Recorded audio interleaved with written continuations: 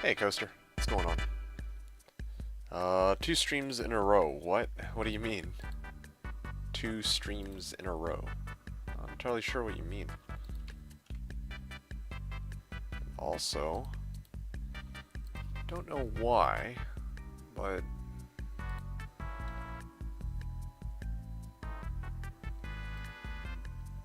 is my stream working on YouTube?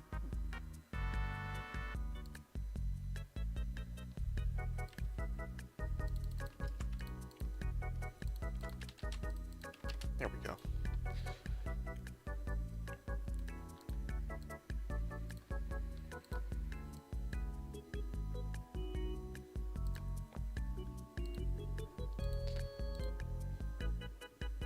Oh, 2 days in a row. Yeah, no. I mean, I have to. I have no choice. I'm trying to make it to 1,000 runs, so the only the only amount of time I have left is today, and tomorrow. And technically Friday, but I don't know when they're going to be bringing down the servers on Friday. I think that's the biggest problem for doing it on Friday. Besides, for Friday, I'd rather get some R&R before I go hard for, you know, the actual start of the resets. So yeah, indeed it is 2 days in a row, at least. To be honest, Coaster, it's going to be a lot more than 2 days in a row. Let's see. So I streamed... Didn't I also stream on Monday? No, I guess I didn't. I don't remember anymore. Anyway, yeah, I'm streaming today, I'm streaming tomorrow, I'm streaming on Friday, I'm streaming Saturday, Sunday, Monday, Tuesday, Wednesday, I think.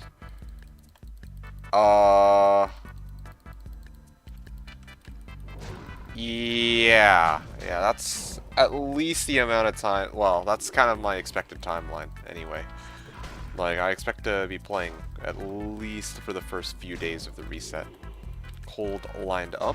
Yeah! Nice cold lined up. Not sure what you mean nice cold lined up. Definitely don't have a cold this time around. I did wake up from a very short nap, though.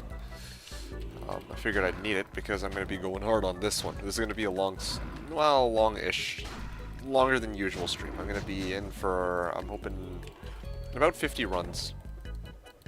Yeah, I'm going to be doing about 50 runs, I think is my intention. I'm going to be hard capped at about, well, basically I have about 4 hours. Yeah, the way I have my day lined up, I have 4 hours to do my runs. Hopefully we can finish everything by then, and if not, then, well, we'll have to carry over the rest of tomorrow. Just woke up, I see. Yep, that's right. Nice and early. Well, sorta. Yeah, so no worries. I don't have a cold. I'm not sick. It's not like fucking last year. I think, yeah, it was exactly 1 year ago when I had the reset and, like, I was not feeling it. Like, I think, happened to catch a pretty terrible cold, so, it was a great reset. Yep. Great reset to... Honestly, it was great. Like, I had a way to keep myself busy during, like, the time where I wasn't feeling well.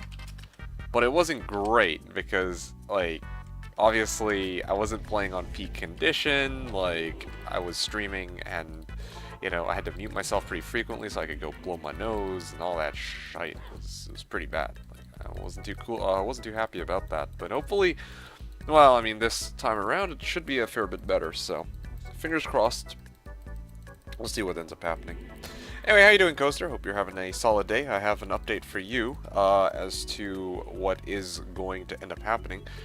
You will be pleased to know that on Friday, I will be 4-boxing. Yeah, it's pretty much set in stone now. Like, yep. Dewsroom finalized that he's out, so you will get to watch me suffer, I suppose.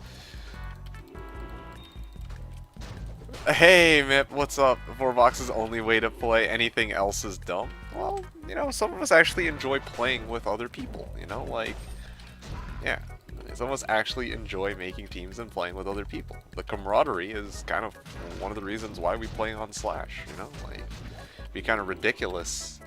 Like, imagine playing on a private server, and then you're just going to go 4-box by yourself instead of playing with others on reset night, which is the main time you would probably want to play with others, right? Yeah, doing an 8 players reset. Yeah, well, there you go. There you go. You said it yourself. Like, 4-box is dumb, but here we are. Well, here most of us are forming teams, because it might not be the most optimal way to play, although even that's... Well, yeah, in the long run, that's probably not the most optimal way to play, but at the end of the day, you know, you're playing with a group of people, and that's kind of why you're supposed to be playing on /fuck optimality. 2-8, of course. Yeah, you would. Well, I mean, there you go, right? At the end of the day, I don't know. That's a group play. Yes, that's exactly what I am saying, though. Yeah, that's exactly what I'm saying. That's actually group play. Like, yeah, if you're gonna make the argument that, yeah, you know, like, that's the only way to play optimally, then yeah, fine, right? Like, fine, but yeah, there's no way I would ever be like, yeah, you know what, go 4-box it when, you know, you got, like, other people to play with on the server. Anyway, how are you doing, man? Just giving you a hard time. You know, there are some people who, yeah, giving me a hard time just before the reset and just before I have to grind out 50 Moz runs this evening. You know, people have actually legit insisted that, yeah, you know, like, why would we play any other way? And yeah, I mean, like, I think this was the case with ZZ, and I told him, I was like, you know, people like to play with other people. You know, like, that's why. And he's basically like, yeah, nah, I don't like playing with other people. Well, I mean, he ended up 2-8ing, but, like, still. He has friends, I know, right? It's hard to believe, it's hard to imagine, but yeah, he actually does have people that he does play with on the server, believe it or not. He at least has one friend, I guess, like, because otherwise he wouldn't have been able to 2-8. And to be honest, well, yeah, you're gonna have to ask him about that one, see what he says. Hell yeah, 81 runs left tonight, let's go, yes.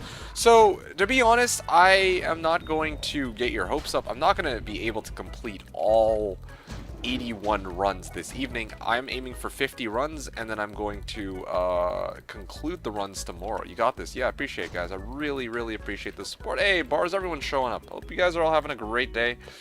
Yeah, we're here bright and early. And yes, once again, just going to reiterate this one more time for all of you latecomers.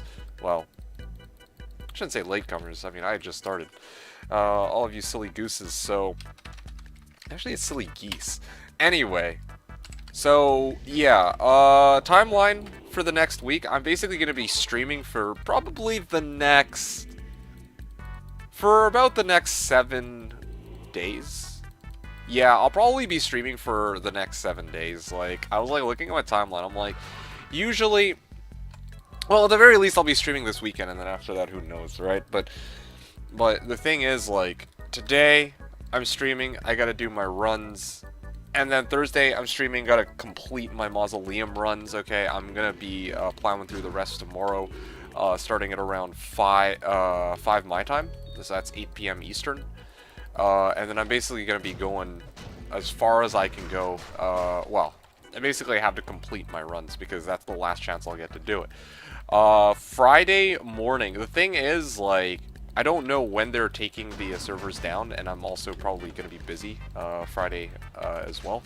So, yeah, basically Thursday is the do or die.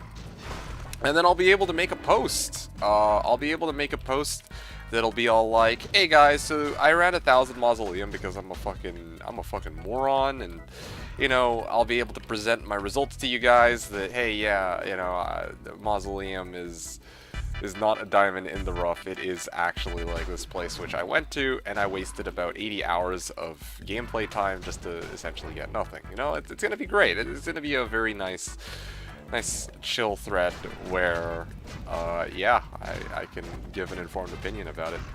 Hope the bunny hopper list will be ready this season. Oh yeah, the bunny hopper list. Yeah, I was wondering.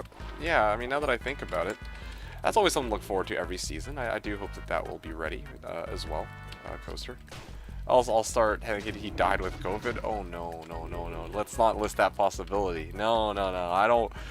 I dare not think of such a possibility because we need that list, man. We need that list of ridiculousness, and I need to be rated like, I don't know, spot 69 or something. I don't fucking know.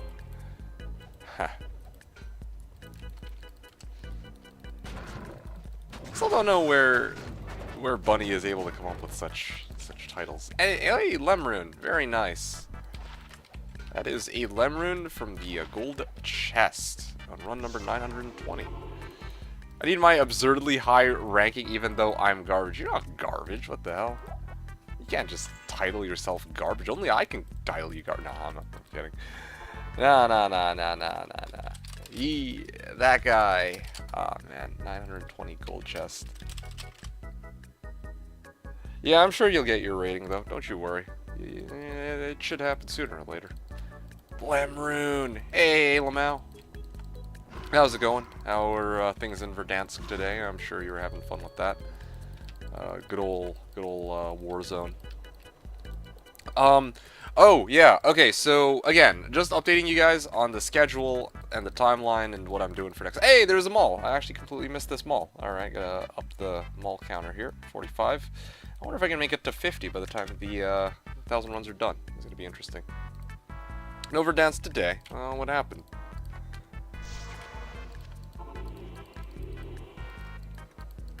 Anyway, so while Alamau is responding, so again, I'm going to be streaming tomorrow again, 8 p.m. Eastern, 5 p.m. Pacific, roughly around that. I'll try to start it up as soon as I can. Yeah, yeah, we'll see what happens. Honestly, yeah, I'm aiming to try and start it right away. When I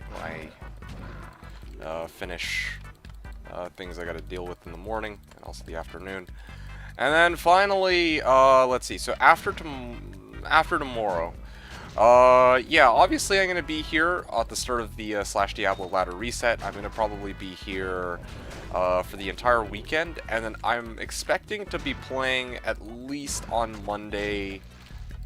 And then maybe Tuesday and Wednesday, I think, is kind of what's going to be going down. Okay, so there's your guys' timeline. If you guys recall, in the first...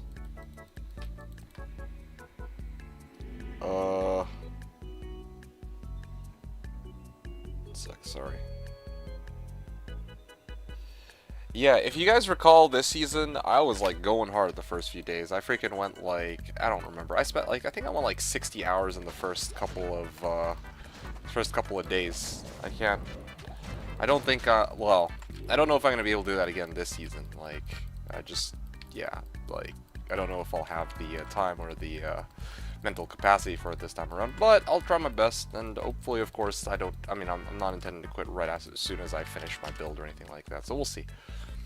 I'm not going to be able to make it tomorrow to see you get to 1,000, but depending on when you start Friday, I might be there right at the beginning. It's, Friday, I'm going to be starting it right at 4, probably 4, you know, 4 in the afternoon, because that's when the reset begins. Plain and simple. I mean, no, no gimmicks there. Probably just a little bit prior. I don't plan to, like, yeah, I don't plan to, like, wait until, well, yeah, I don't plan to, like, start any earlier because the servers are going to be down beforehand, right? Like, I can't even really practice 4-boxing. Yeah, because the Slash servers are going to be down, which is one of the reasons why I'm very insistent that I complete my runs tomorrow, because it's because I don't really know when they plan to take down the servers, and if they take down the servers, I'm basically fucked, right? There's no way for me to finish, so yeah, you get the idea. West Coast? Yep, West Coast, my man. It is going to be West, yeah, like when I say Pacific time, yes, I do mean West Coast, yes. But yeah, it's gonna be a fun ride. Anyway, all right, guys. So I have an update as to what the plan for next season is gonna be. Once again, I appreciate you guys all tuning in. You as well, Mip. Yeah, and hopefully you guys hang around for the ride in the days to come. But, so an update for tomorrow, or, sorry, I got word from Dewscrim, who is supposed to be my, my partner for next season for our farming. Okay, so he has confirmed that, that basically we won't be, doing our original plan to do our 4-person, well, our 4-8 run, and we're not going to be partnering up next season. It's something that we might do in a future season, but yeah, for this next season, I'm going to have to default to the backup plan, which is going to be to do my 4-boxing with my sword start, okay? So, yeah, you guys have something. Torch stocks plummeting! Oh, man. You guys are making it increasingly tempting to try and do that. It's just that I was thinking about this, okay? And you guys are going to have to hear me out for a second. If I am farming torches, like, I don't know how I'm supposed to do this. Am I paying runes to get key sets, or am I farming the key sets myself, you know? Like, if I'm farming the key sets myself, then I'm certainly not going to get rich, but then if I farm runes myself, then I guess I could buy key sets from other people and then just resell them, but then I'm just not going to be rich, you know what I mean? Like, I can't have it both ways. I can't be rich and be selling and basically ruining the economy at the same time. Like, if I'm ruining the economy, I'm biting the bullet on that one. Like that's just going to demolish my ability to get to accumulate wealth, right? Because my time, right? Like, I'm telling you guys, my time is going to be spent between either A, trying to grind out levels, B, the fuck barrels. So, A, I'm either going to be trying to, like, grind out levels. B, I have to farm wealth. Or C, I'm going to be, like, farming keys, right? I can't choose, like, I have to choose between one of these three. I can't do all three. Right? And those were some of the plans that I had for next season. So, I don't know, like, honestly, I haven't really worked out my plan for next season, and especially with such last-minute notice on, you know, that I'm not really going to be doing what I was originally planning to do next season, even though it was what I was expected to do for the last couple months. Now I have to come up with, like, a makeshift... Oh, what the hell? That was an accident. Freaking keep misclicking off here. Okay, there we go. Anyway, like I was saying, like, I have to make some last-minute adjustments, or, like, I have to, like, improvise. There you go. That's the word for it. Basically, I have to fucking improvise, because again, I didn't know that I was going to be doing the 4-boxing. And so, I don't really know what I want to do for next season. Like, I mean, I know what I want to do for next season. I'm going to 4-boxing and try to get Infinite Day 2. But after that, I don't really have a good plan outlined. And what I learned from the last season, too, where I was playing Sork, is that trying to farm keys is not a trivial matter, right? Like, I farmed 6 key sets in the span of... let's see. So 6 key sets in the span of about, like, 8 hours or some shit like that, you know? Like, it's quite an undertaking. I don't know how else to put it, guys. I don't know how else to put it. I could probably farm, like, 6 torches a day. So I don't know if I could, you know, ruin the economy, like the torch economy like that, or just the economy in general. Also, if I'm making a mall, right? Here's the problem. I can make a mall for all these generic set and unique items, but if I'm farming set and unique items, then probably I gotta do, like, bosses for that. Quest bug bosses I can't really do, what's that shit called? I can't really do...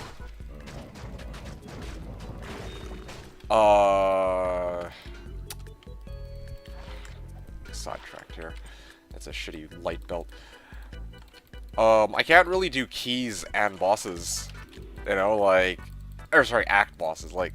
I don't know, like, if I want to get lots of unique and set items, and rare items, again, like, I gotta do, like, Quest Bug D, or, wow, I almost Oh, this guy might actually be able to kill me. That's fucking crazy. Yeah, Questbug D, you know, like Questbug Duriel, that kind of shit. It's, yeah, those are certainly going to be better options. Those are certainly going to be better options than trying to, like, farm, you know, Kneel of Fack or Summoner for them. Still bumping Wii Shop music? Hey, you know what? I'm vibing with this, Dan. You know what? You've convinced me. You've shown me the light. You've convinced me and shown me that you're capable of more than just antagonizing people. You actually have some pretty surefire music suggestions. I am on board with this. I can vibe to this for a little bit. Yeah. Although now that you're here, maybe it's time for me to switch over to a different music because again, like I'm still on board with this and to Crab Robot Song, and I probably kind of want to listen to some elevator music later too. Sounds pretty legit.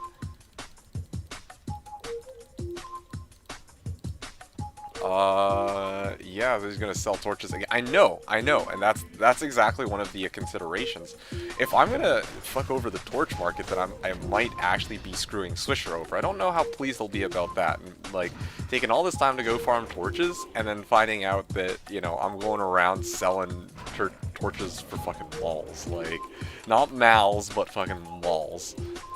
We inflate the value of malls. That was what I was thinking. It would be kind of fun to do that. Like, especially because certain people would be inferior. Wait, was that an ist off of the coffin? I think it was. There you go. Best fight I got in a while. Istrid, 922 coffin.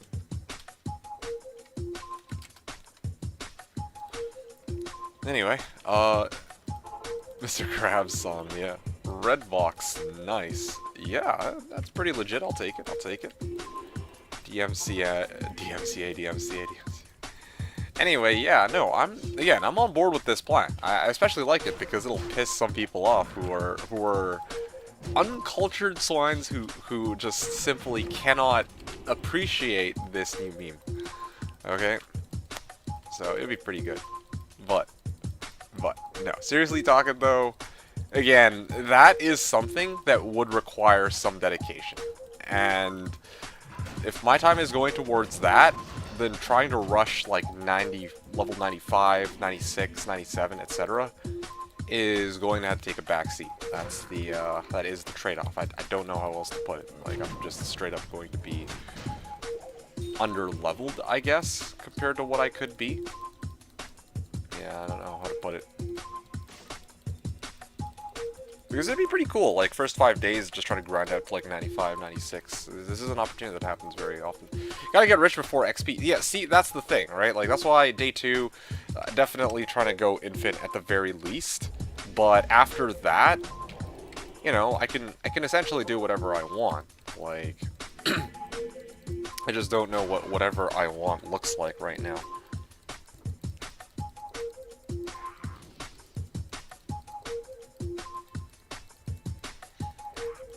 Yep. So again, there's like a lot of different things I could do. Mull, push for 99, try to showcase like another really weird cool build. See, that's another thing too. I haven't really I know that I'm aiming for infinity, but I actually need a build that can fucking use the infinity. So I have to actually work on finalizing my build. Ooh, whoa, lag.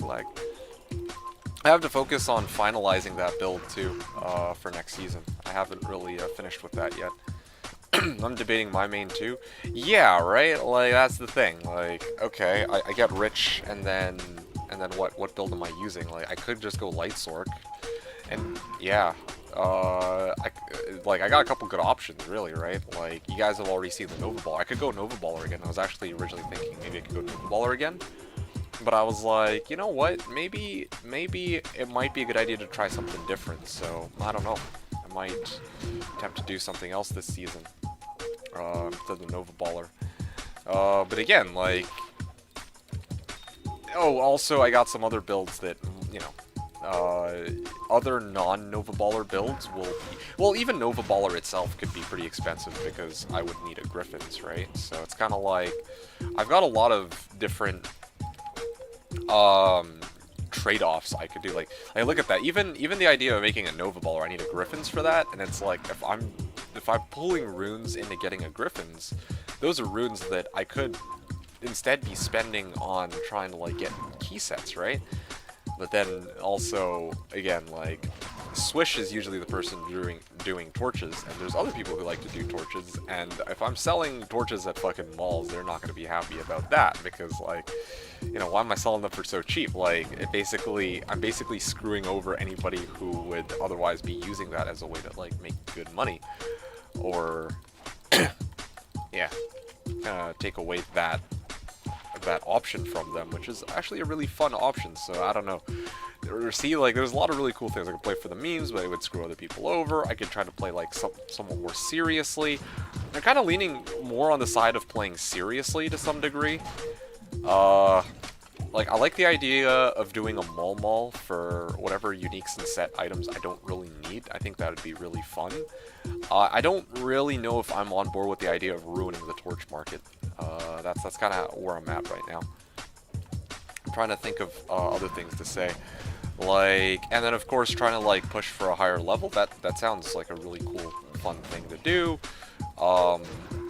And then of course showcasing, like, a fun build. Like, I've got a couple in mind. I might even do a few of them actually back to back, especially because some of them might be a bit more expensive than others, so maybe I could use some of the cheaper builds to transition over into the other build. I don't know. Like, there's a lot of stuff. There's definitely a lot of things I can try and do, right? As you get the idea. There's like a lot of different ways to play out next season. I don't know. Like, I have so many options because I'm playing as a Sork, right? So it's like, alright, there's, you know, I gotta find what thing that I want to stick to, I guess, or stick by, or whatever it's called, because, yeah, it would be nice to just, well, yeah, I don't know.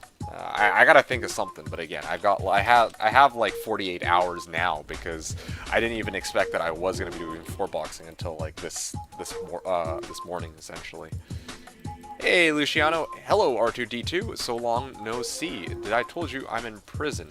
No, you did not. Now, how did that happen? Also, if you're in prison, I'm surprised that you have internet to watch my stream with. Gotta get rich before XP on doing my main 2, Necro or Java. Probably Lightsork is always nice. Yeah, Lightsork is always an option, but, like, I don't know, like, it just, like, yeah, like, no duh. Like, yeah, anyone, I mean, surprise, surprise, I go Lightsork, right? Like, it's nothing, Lightsork isn't a particularly interesting character, I guess is just how I feel about it. Like, people have seen Lightsorks, I've made a Lightsork, I don't want to make the same build again that I've already made in the past. But at the same time, you know, if I'm building an Infinity, then probably it would be nice to have that. I enjoy XP farming. I like pushing levels. Yeah, same. Exactly. I feel exactly the same. I'm gonna run a Car 98 this next reset.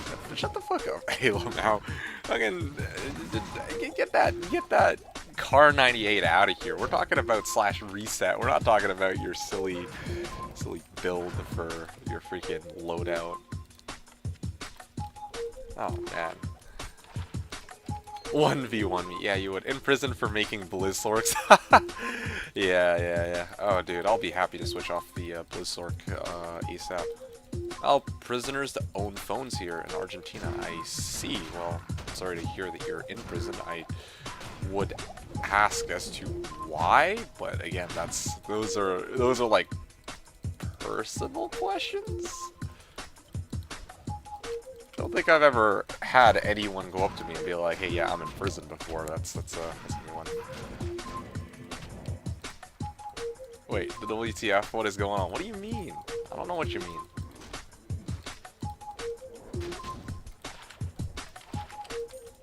Okay, I'm gonna need to refill my ID book after this run is over, of course.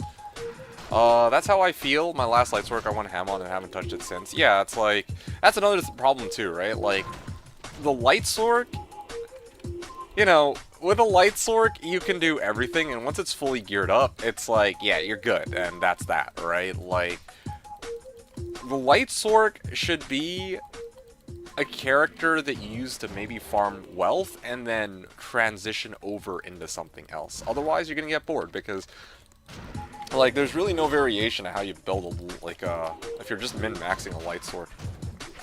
It's really just gonna end the same fucking way, with like some like exceptions, right? Like some people, I don't know, for a lot, some people don't want, like, would rather have higher DPS on their like on-screen damage rather than pushing 200 FCR for whatever reason, and all that shite, right? So like there are like some minor variations, I guess, but at the end of the day, like, it's just not very interesting, and you're gonna like finish that character and be all like, oh yeah, my character's done, etc, right? Like, whatever.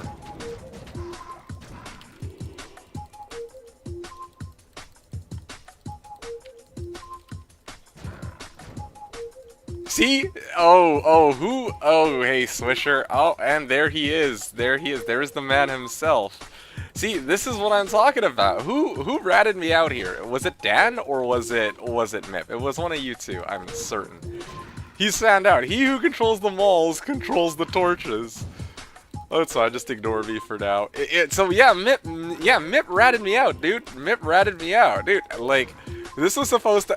Hey, Swish, how's it going? So yeah, this is supposed to be something that we do, and then we spring the trap on Swish later. Like, he shows up next season, it's like, haha, you've activated my trap card, Yugi. You know, like, it would be like that, right? But now he knows what's coming. Like, now, yeah, I've been exposed, dude. I've been exposed straight up. Yeah, you were the mole, dude. I shouldn't be banning Swish. You should be a celebrated guest of honor. You're the one I should be banning here. Like, you're trying to ruin our plans, trying to foil them. Doesn't bring any drop on me. I'll control since day 0. Yes. Yeah. Okay. All right. But hear me out. All right. My potential competitor. Here's the thing. I am not challenging you on controlling the torch market. My goal is to ruin the torch market. There's a difference. Basically, the idea that was brought up, and I'm not sure I want to do this, okay? Because I don't know if there's better things to do with my time than this, but hey, it's a pretty cool idea. Why don't I just sell all of my torches for malls? You gotta run 500 plus to ruin you. Yeah, okay, alright, so I could run torches and sell them for chams. True.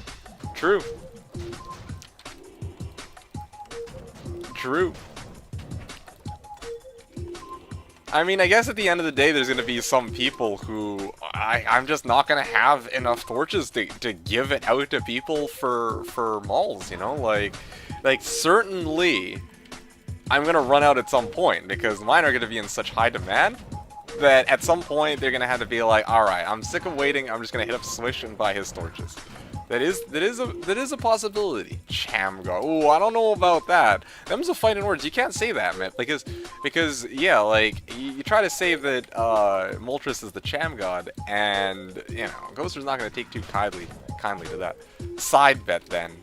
Side bet. Oh, whoa. I kind of first the Sword Torch will bet an Ohm. Oh, this guy. I would take you up on that, but I know I'm going to lose that bet because I'm not even farming torches from day 1. So it's like, yeah, it's interesting, but I'm not farming torches all the way from day 1. My day 1 goal is, or day 2 goal is to get an infin. After that, if I do get my infin, then after that I was going to start farming my torches. And by then, yeah, people will have the runes to buy torches, but oh, our 12 goal is torch. Yeah, no, I get it. You're gonna be spamming torches like nonstop. I get it. All right. So what I get out of this conversation is you're cool with this idea. What I get out of this conversation is that yeah, you're actually up for this. You're actually up for this.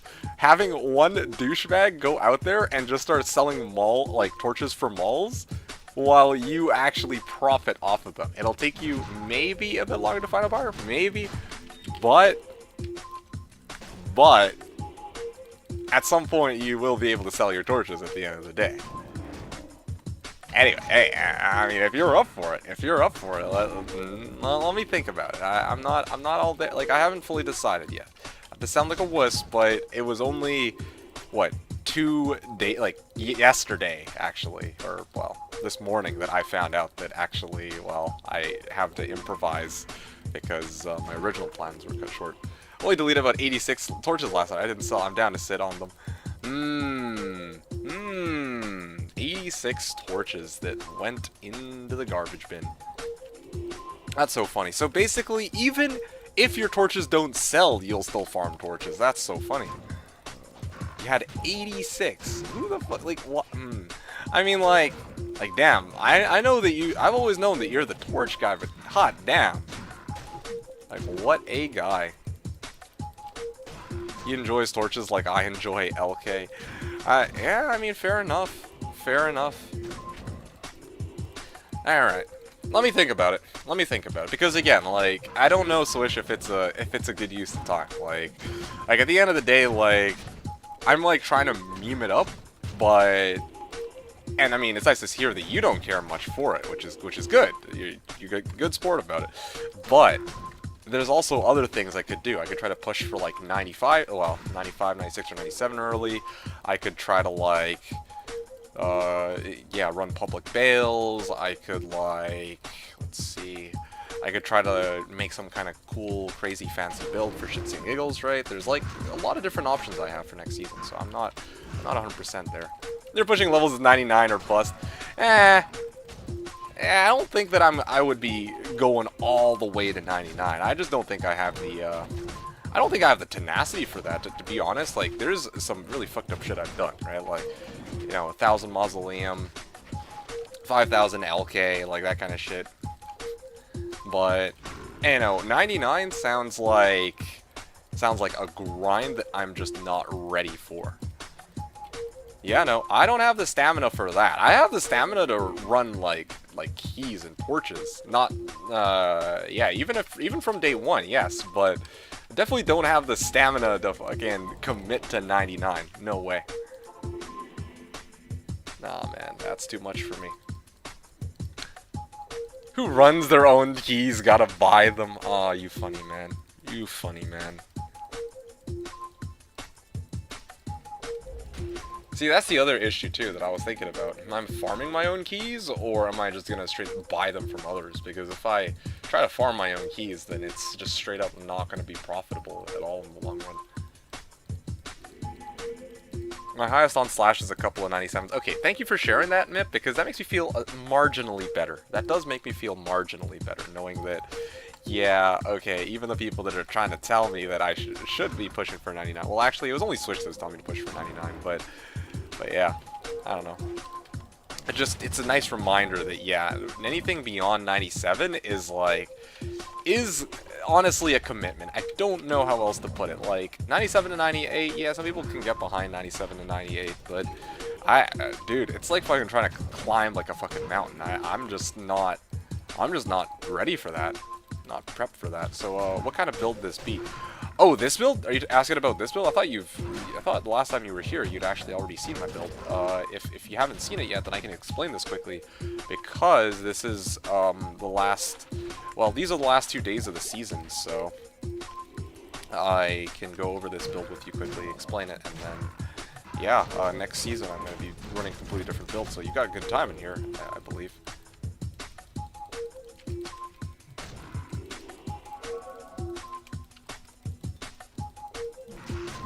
If I'm being honest, the torch stock crash plan might need a little bit. I mean, you are one of my financial advisors here, Maraham. So, you know, I think that it might need a little more time up on the vision board. Yeah, it needs to be a little bit more elaborate. It might be a long-term plan if more time is put into really thinking about how to make that happen. Well, again, the thing is, Swish is... And here's the other problem, too. There's some seasons where Swish says he might not run torches, and then he just inevitably ends up running torches anyway, so So we'll always have to assume that Swisher is going to be available, then he's running torches. Maybe I could wait him out, like, you know, wait another 5, 10, 15 years, you know, and eventually when at some point everybody's graying hairs, yeah, then I could put this master plan into action, but it takes you about 3 days to give in. 3 days of, oh, yeah, fair enough. Well, I mean, I don't blame you, like, honestly, like, in all seriousness, running Ubers is fun. Like, selling torches, or just, you know, the feeling of having torches, especially being the guy on this private server who's known as the torch guy is fun, right? Like, otherwise, you're just like everyone. Well, honestly, like, we'd essentially just be like everyone else. Oh, just another guy with fucking a bunch of ohms to their name and really nothing else, right? Like, ooh, surprise, surprise. Now the scrubs and their battle offers and holding out, you'll be fine. Yeah, that's one of the reasons why I could never really do torches. Like, I did it the season with my Sork, where originally I was under the impression that, hey, yeah, you know, Swish said that he's out on torches, so this might be my opportunity to try to capitalize on torch market while no one else is. And then, well, not only did you come back and start selling torches, but also, I realized that, yeah, that shit, like, selling torches for good prices, that ain't me, man. Like, it's like you said, like, I'm just not gonna fucking sit around and watch people try to fucking lowball my torches for, like, fucking Istrun because, in quotes, it's a D-torch. Sorry, let me just write that in proper... There you go. There you go. That one's my favorite one.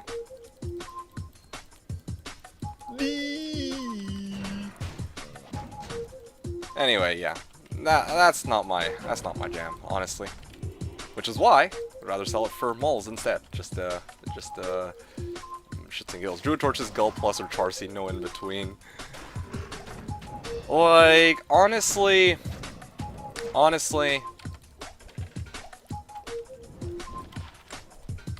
it's an understandable line of reasoning.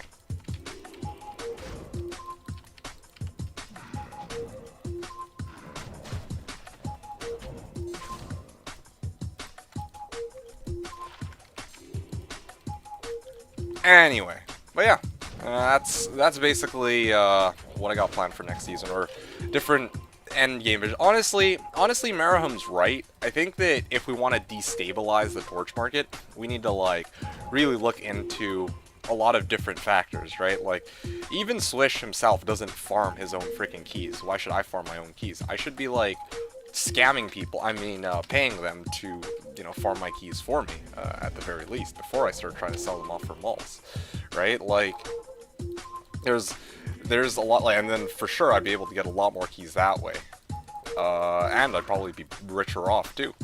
And then, of course, the other thing, too, is, like, I want to push for a high level. That sounds really fun in the first few days of the ladder, or maybe, like, yeah, beyond day 2.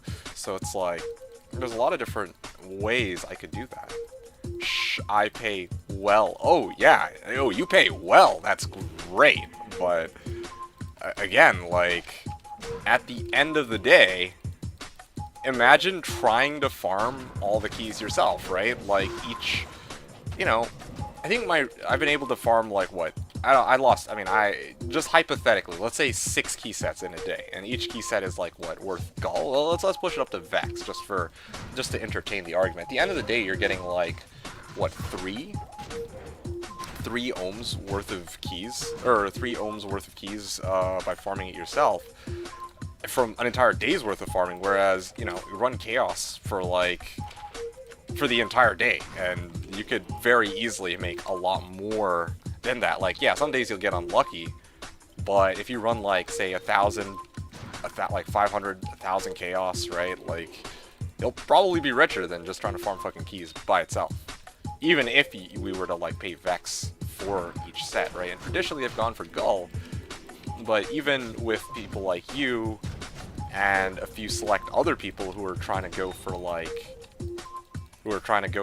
Vex per 9 or whatever, it's still at the end of the day going to be less profitable than trying to farm, like, a top end area. Like, even, like, I use Chaos as an example, but you know, Cows is also a very good example of what I'm talking about. Just go Cows, right? Like, yeah, I mean, you finish...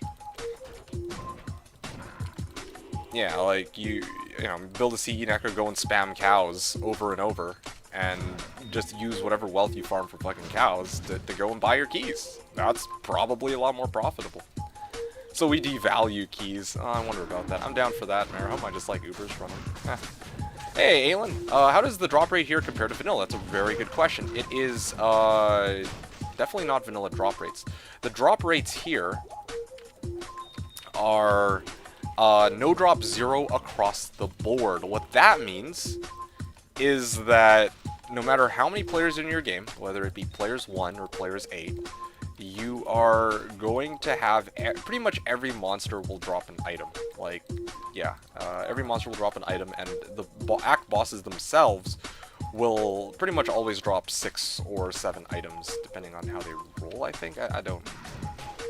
Actually, no, I think it's always 6. I don't know. I don't know the full internals for how boss drops are selected, but I think it's always 6. You know, like kind of like how if you were to play Vanilla D2, if you were to set it to like player 7, yeah, like a boss would have no drop 0 chance. But anyway, yeah, Aelin, hope that explains it. Every monster drops something, but D2 can explain better. Yeah, I don't know how familiar you are with no drop, but basically in D2, you know how like the more players you have in a game, it does, thank you. Okay, good, good. Yeah, like, you know, the more players in the game, the lower your chance to, or the higher the odds that a monster will actually drop an item, and the lower the chance that they won't drop an item. Well, here, yeah, like, even on players 1, like, every monster is just going to drop an item no matter what. So, really, the only advantage you get out of playing with a larger number of players in your game is that you get more XP out of it. So grinding out on players 8 is still good for XP, but if your goal is just to try and gear out your character, get drops, all that shite, then yeah, you can very easily do it on P1. Which also does mean that a lot of builds that rely more on AoE, especially with map pack, so things like the Corpse Explosion Necromancer and the Jabazon are much more revered here as like some of the best builds for farming in the game, at least on Slash. You're leaving the flawless enemies behind. Yeah, well, when the when the new season rolls out in the next 2 days, I don't really think I'll be sad to see them go. Let's just put it like that. Are drop rates higher though? So the drop rates of individual items haven't really changed. Like, they didn't make it so that a burr rune is now like, you know, 1 in 10 cow runs will get you a burr rune. Okay, that's not how it works. They just made it so that the monsters themselves are much less likely to drop nothing, which means that you have more chances compared to the original game to have an item drop. What I would say is, I think it's worth giving a shot, like, because the thing is, like, for me, if I play, like, optimally, and I'm going, like, really hard, like, basically 12 to 18 hour days in the first couple nights of the reset, then I can get, like, Infinity or Enigma, like, day 2, day 3, right? So somewhere in that ballpark. But if I'm playing, like, a suboptimal build, farming a suboptimal area, like this, Fireclaws Druid in Mausoleum, at the end of the day, I'm still piss poor, okay? I'm still broke. I'm not swimming in runes. I don't have a burr. I haven't found a burr or a jaw. I haven't found, like, a griffin's eye or anything like that. So, I guess what I'm trying to say here is, if you're playing optimally and you put some amount of time into it, maybe, like, 60 hours, and you're not, like, super unlucky, then, yeah, you would be able to attain endgame items. But at the same time, it's not going to be like a cakewalk, I guess. Okay? Hopefully that explains it. This new one saves the GS also. Can you use your old filter with it? I'll pass. I have stability issues with the new one. This one, for me, it works. It's always worked, and I'm quite happy with that. And besides that, yeah, well, that's mostly it, to be honest. The new one also, I think, has like an HD resolution, which I'm avoiding the use of because, you know, 800 by 600 life all the way, man. But, I mean, of course, I could always just play that on lower resolution. That's not a big deal. But the fact that it kept crashing on me every time I was using it was a problem. But yeah, thank you for the recommendation, though. I do appreciate it. Pretty happy with where I'm at with this one.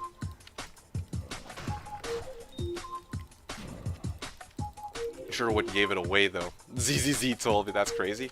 Yeah, Aelin. I mean, again, that's... You know, some people get luckier, some people get unluckier, right? Like Coaster, our guy Coaster over here, I think in his words he did 4,650 LK. And here's the thing, right? No drop, like, no drop affects LK as well. Again, I'm not going to go into the really specific details, but just know that when I ran Lower Kurost, I ran 3,000 Lower Kurost, I think, 4 seasons ago. And within 3,000 Lower Kurost in the first 3 days of the reset, I had 2 Burr runes, I think 2 Ohm runes, a Vex, and a Sur, or some shit like that. I don't know. I don't remember exactly the runes. I could go fetch the thread for you if you'd like. But at the end of the day, I got, well, I was able to build Infinity day 3, right? Like, end of day 2, essentially. Very close to day 3. But, meanwhile, Coaster ran 4,650 LK runs, and he didn't have much more to show for it than a single Lem rune. For Slashdiablo,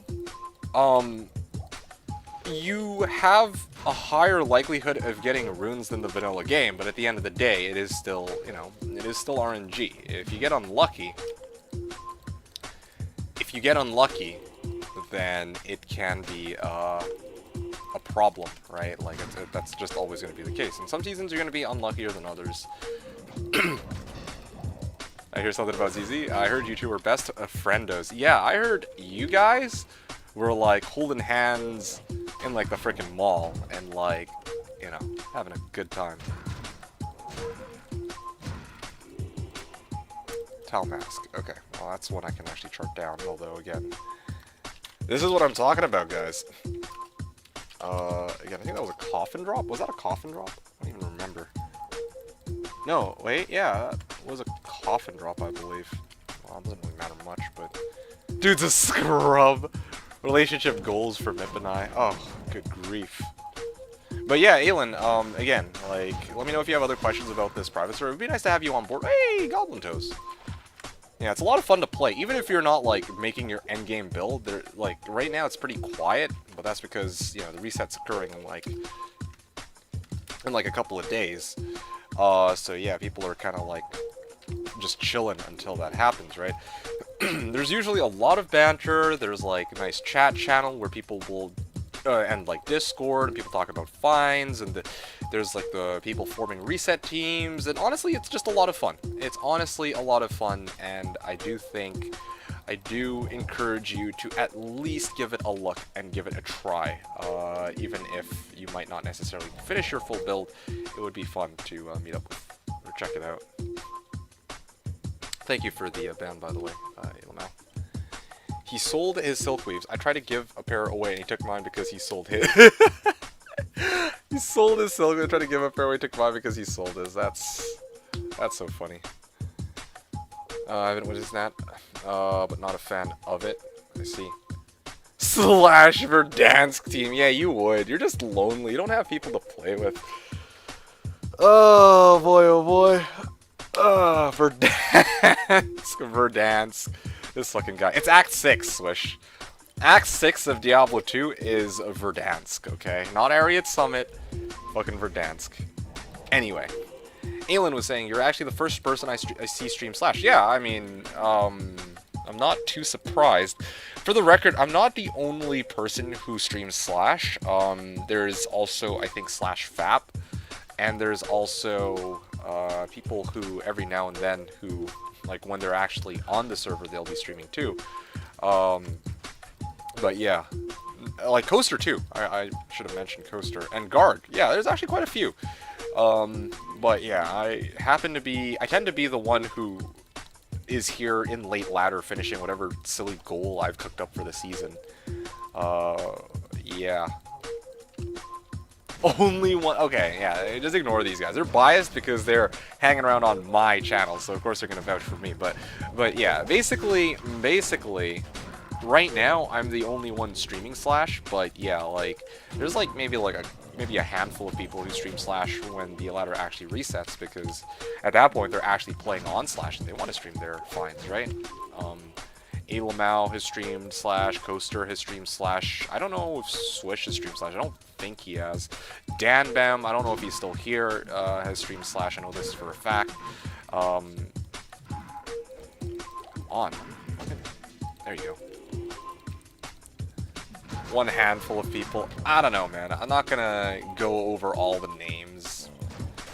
And besides, like, a lot of the people who stream Slash aren't here every season. Like, Guard wasn't here last season. I think he was here the season before, and he wasn't here the season before that, right? Like, again, I don't even remember the timeline. I can't keep track of every person and where they're at. It's really only, like, the people who are here every season, like Maverick and Coaster, it's only when they disappear that I'm like, oh shit, wow, that's very unusual.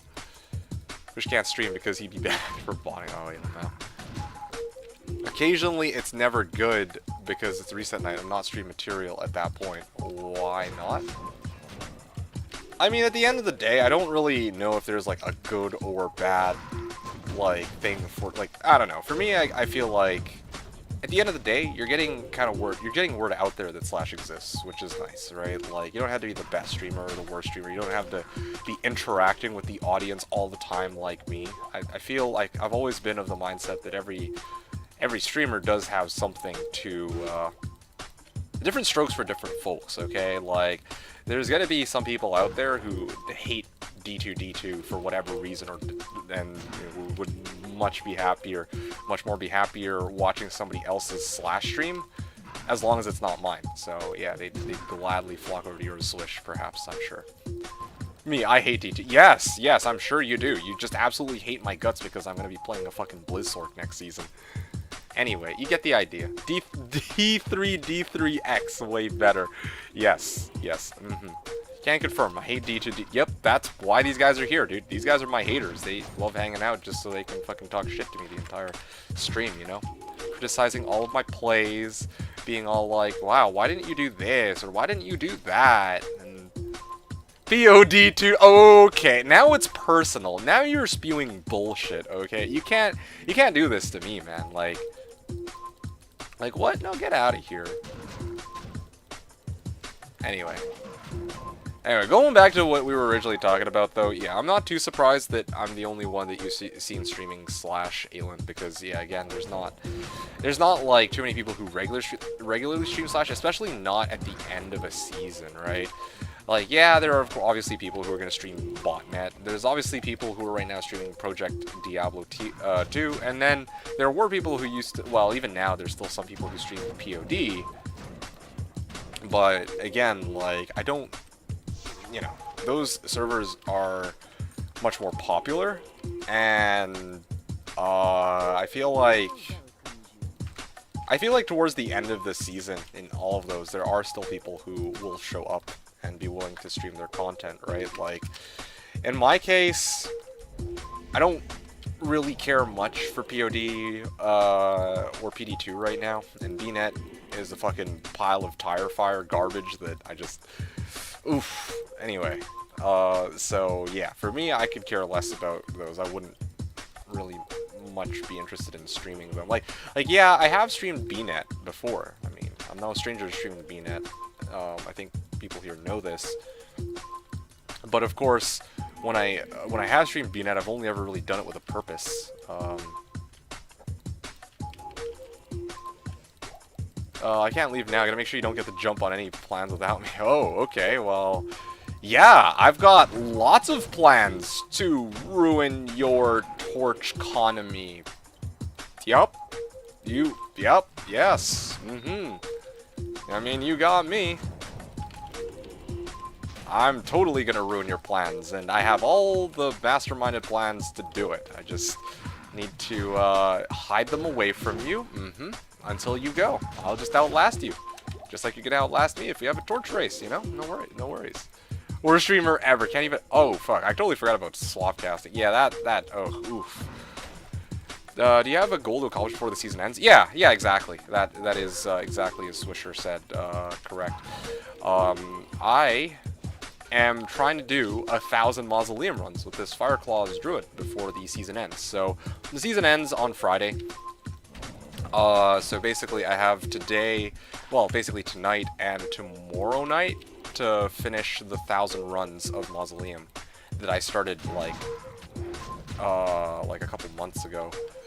Like, you know, 4 months ago? Yeah, I started this 4 months ago, and I just need to complete the remaining runs of Mausoleum, and that's basically it. That's my end goal. That's why I'm still here. Slacker, well, kind of. Been a busy man, but I guess you could just say slacker. I guess for short that would work too.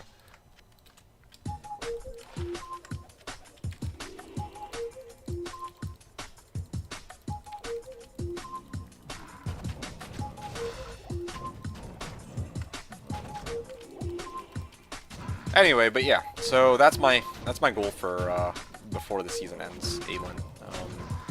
Yeah, I'm just thinking what else I could say about like anything else. No, that's basically it. Like, I don't have anything else. I'm not trying to finish this character anymore. I mean, it's the idea, the notion of getting a jaw or a burr at this point is pretty unlikely, let alone both. Yeah, in the past, like, I've done like Trav and WSK on my final days of the season and then gotten burr, right? But like, I don't really think that's gonna be the case here in Mausoleum of all places. What a life that would be if I find a fucking bird, dude. That'd be like 3 for 3, or 3 in a row, you know? But yeah, this place just ain't it. It's just not gonna happen. Like, let's not hold our breath here. Still listening to Mr. Krabs' robot shit. Oh yeah, that's true. Let me switch it over to like elevator music or something. Oh, jellyfish jam. There you go.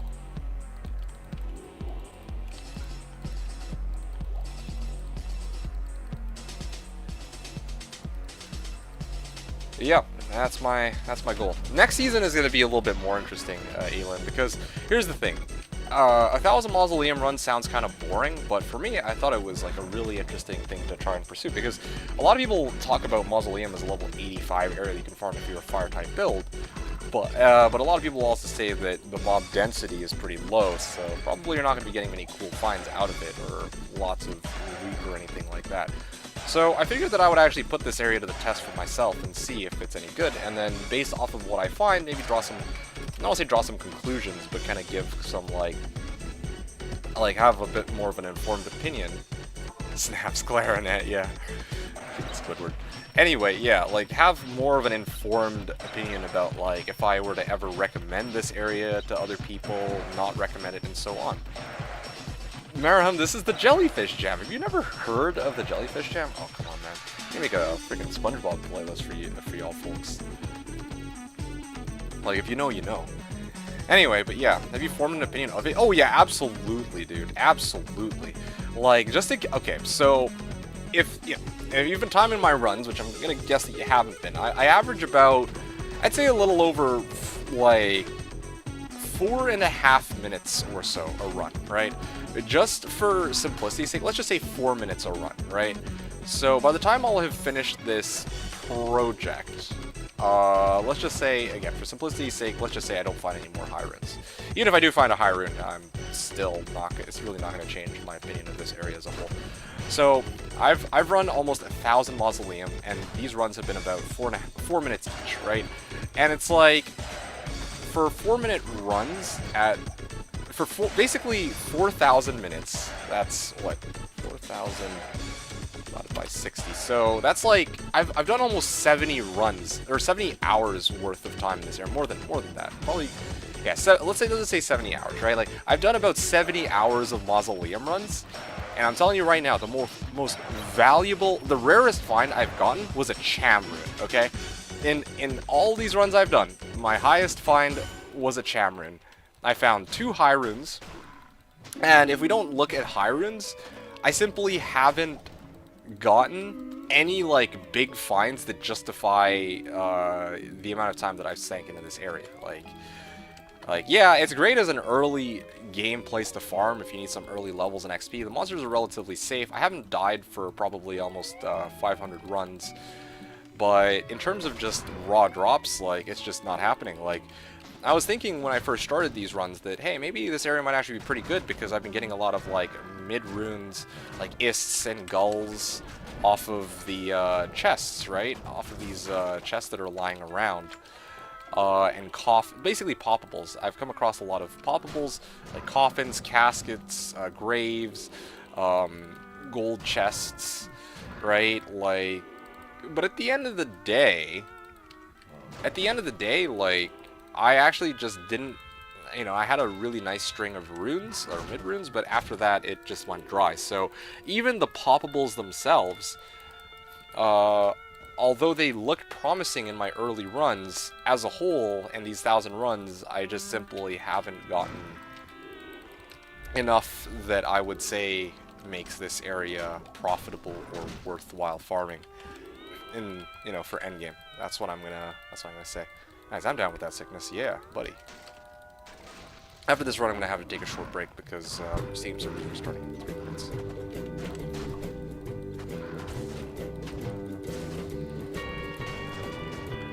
Yeah, so I'm probably just gonna chill until it does reset. But anyway, so yeah, that's kind of my opinion of it, Aelin. And keep in mind too, right? Like, this is on Slashdiablo, which has adjusted the drop, like the drop setting for the player count. One of the reasons I like playing on Slash is because some of these things that I feel like some of the things that I learn on Slash about, like, certain areas are things that can be applied to the vanilla game, right? Like, I'm sure you've heard of Project Diablo 2, that's the really hot thing right now. In Project Diablo 2, they've adjusted some of the drop rates so that now there's, it starts at players 5, goes all the way to, like, players 9, and I think even some of the runes have had their rune drop settings, or their rune drops kind of, like, adjusted as well, right? So it's like, on Slash, this was me farming no drop 0 1,000 times. If I were playing on vanilla, I guess my point is just that this would probably have been an even less lucrative area. Tried it for a short while, yeah, so that's the thing, right? Like, normally if I ever come to Mausoleum, it would be like, for maybe like 10, 15, 20 runs. Probably I'd be just here because I'm just trying to, like, level my character, or focus on building up my character to a point where I can actually farm some other area. But I was committed to seeing what I could do with this area as a whole for this entire season. Oh man, so many drops that I'm chucking out of my inventory. But anyway, this pretty much summarizes what I think about all this. I don't even take a look at this out. Game servers are starting in 1 minute, so plenty of, just enough time to go and check this out.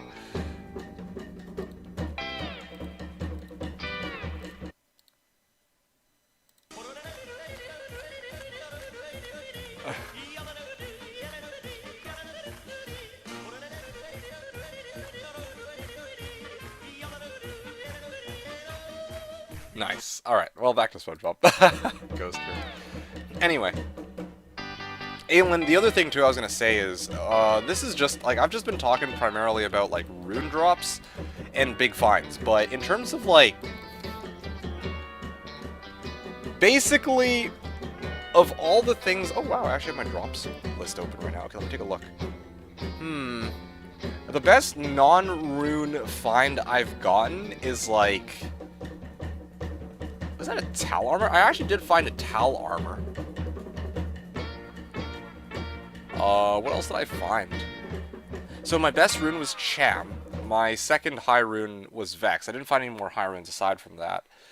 Then I found a few skillers here and there. No crazy good ones. 15 IAS 26 Fire Res Jewel.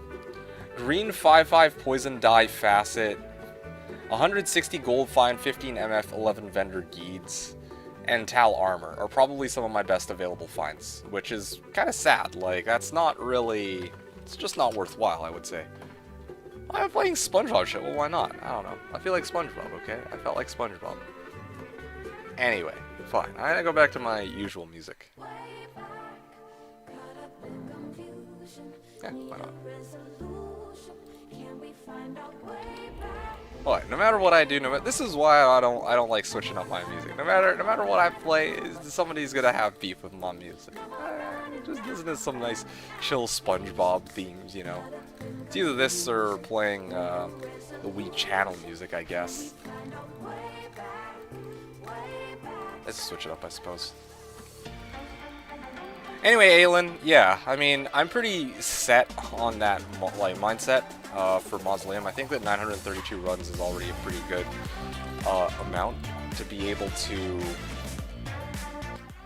form an adequate opinion on this area rather than just blindly trying to recommend it to people. But, you know, I set out originally at the start of the season to challenge myself to try and do 1,000 runs with this build, so I will commit to that. By the way, there is one other thing I should have mentioned. I was talking about farming this area as a Fireclaws Druid, right? The reality is, I should be comparing apples to apples. Other areas that I've farmed, like Chaos Sanctuary, I'm running it with, like, the Poison Necro, or I'm doing, like, Chaos, sorry, like, if I were, like, looking at cows, I'd probably be looking at with, like, a CE Necro, like a Javazon or something. If I were doing Seal Glitch Chaos, I'd be using, like, a 200 FCR, a Sork of some kind, right? Like, here's the thing to keep in mind about all of this. This is just a like a relatively suboptimal character for farming this area. Like, I don't have teleport, I don't have mobility, I don't have AoE. If I had come here with a Fire Sork, I probably could have done like 1,000 runs. Like, each run would probably be about 1.5 minutes, I would guesstimate. So the runs themselves would be a lot quicker. Like, I wouldn't have spent like 60 hours. It would probably have been, or sorry, 70 hours or 80 hours or 60 hours or whatever. It doesn't really matter. It would have been a lot quicker. I probably would have been able to finish in like 25 or so to 30 hours if I had picked like a Fire Sork and then just did 1,000 mods. But again, like, kind of the part of what I do on this channel is I like to showcase different, weird, unusual, cool builds. And I like to take them into different areas and try to collect data with that character, right? Because, yeah, like, I could every season, like, I'm always interested in checking out different areas every season. If I were to...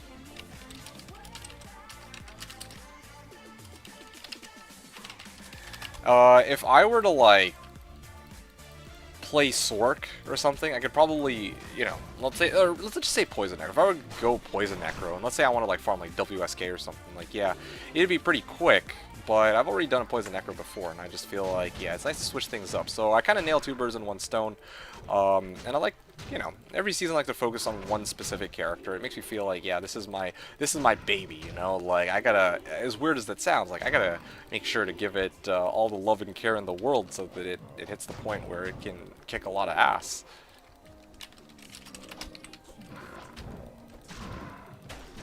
Yeah, I'm gonna bounce, see ya, bye-bye. Okay. Alright, well, thanks for tuning in, Coaster. You have yourself a good night. Thanks again for hanging out, I will see you again next time.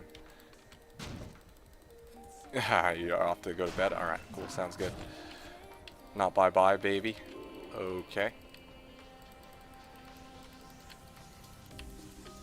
You're not familiar with Seal Glitch Chaos? Okay, I'll show you Seal Glitch Chaos. You know what? I have a link to a video, but just to give you a...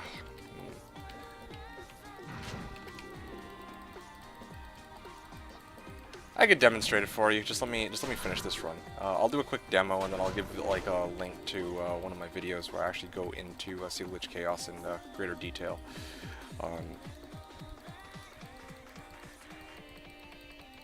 That's everything.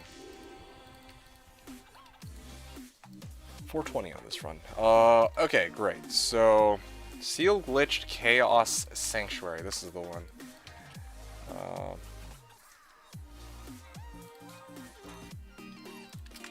I think I'd understand with just a few words.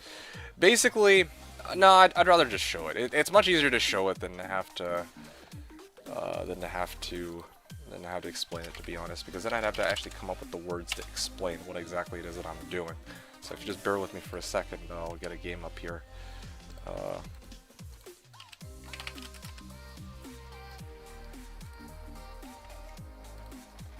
D933F. Okay, great.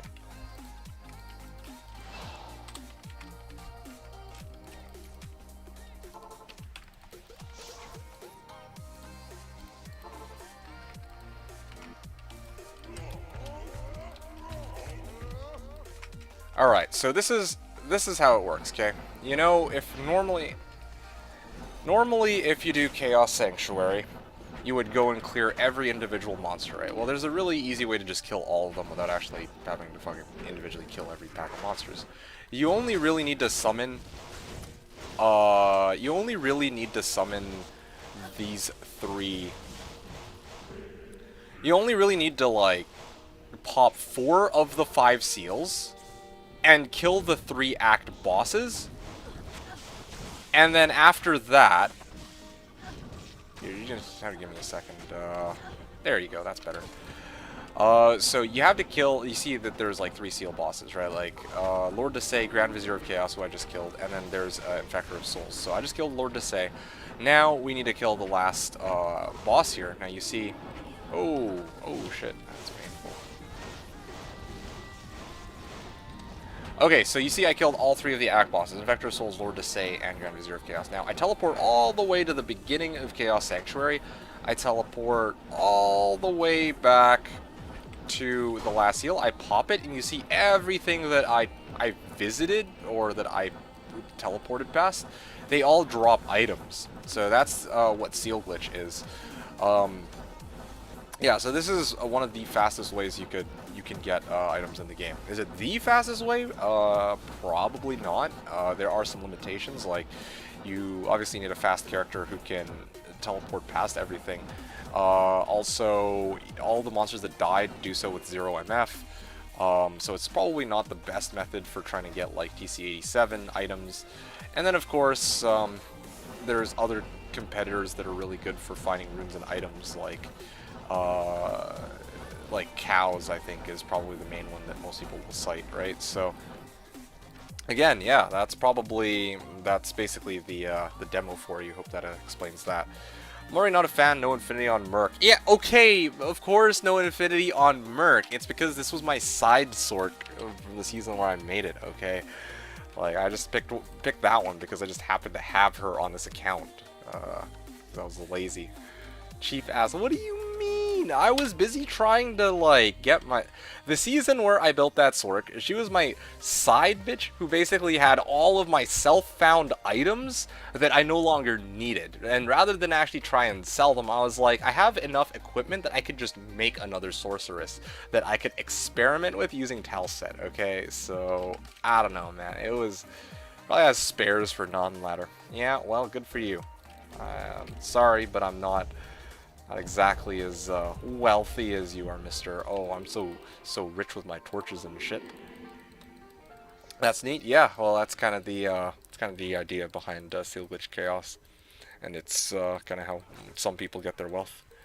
I want to know if you wanted some or one. No, I'm good. I appreciate it. Thank you, but I'm fine. Like, I'm just lazy. Like, I could sub over.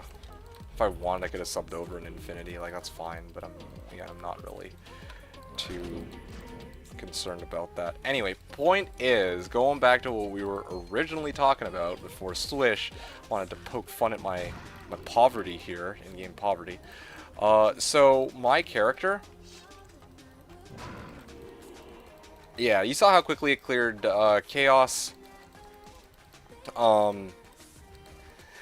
Yeah. Well, by the way, that's the I remember what I was gonna say. Swish, the thing is, oh wow, 3 runes just dropped. The thing is, like, hey, a Thresher. Oh, freaking. Oh, hold on to that one. That bad boy. I'm gonna chart that down as a drop. Where that came off of a monster, I believe. So let's just chart that down too. 933 Thresher, 0 open sockets. 933. Sorry, I keep getting sidetracked here because she just randomly keeps dropping.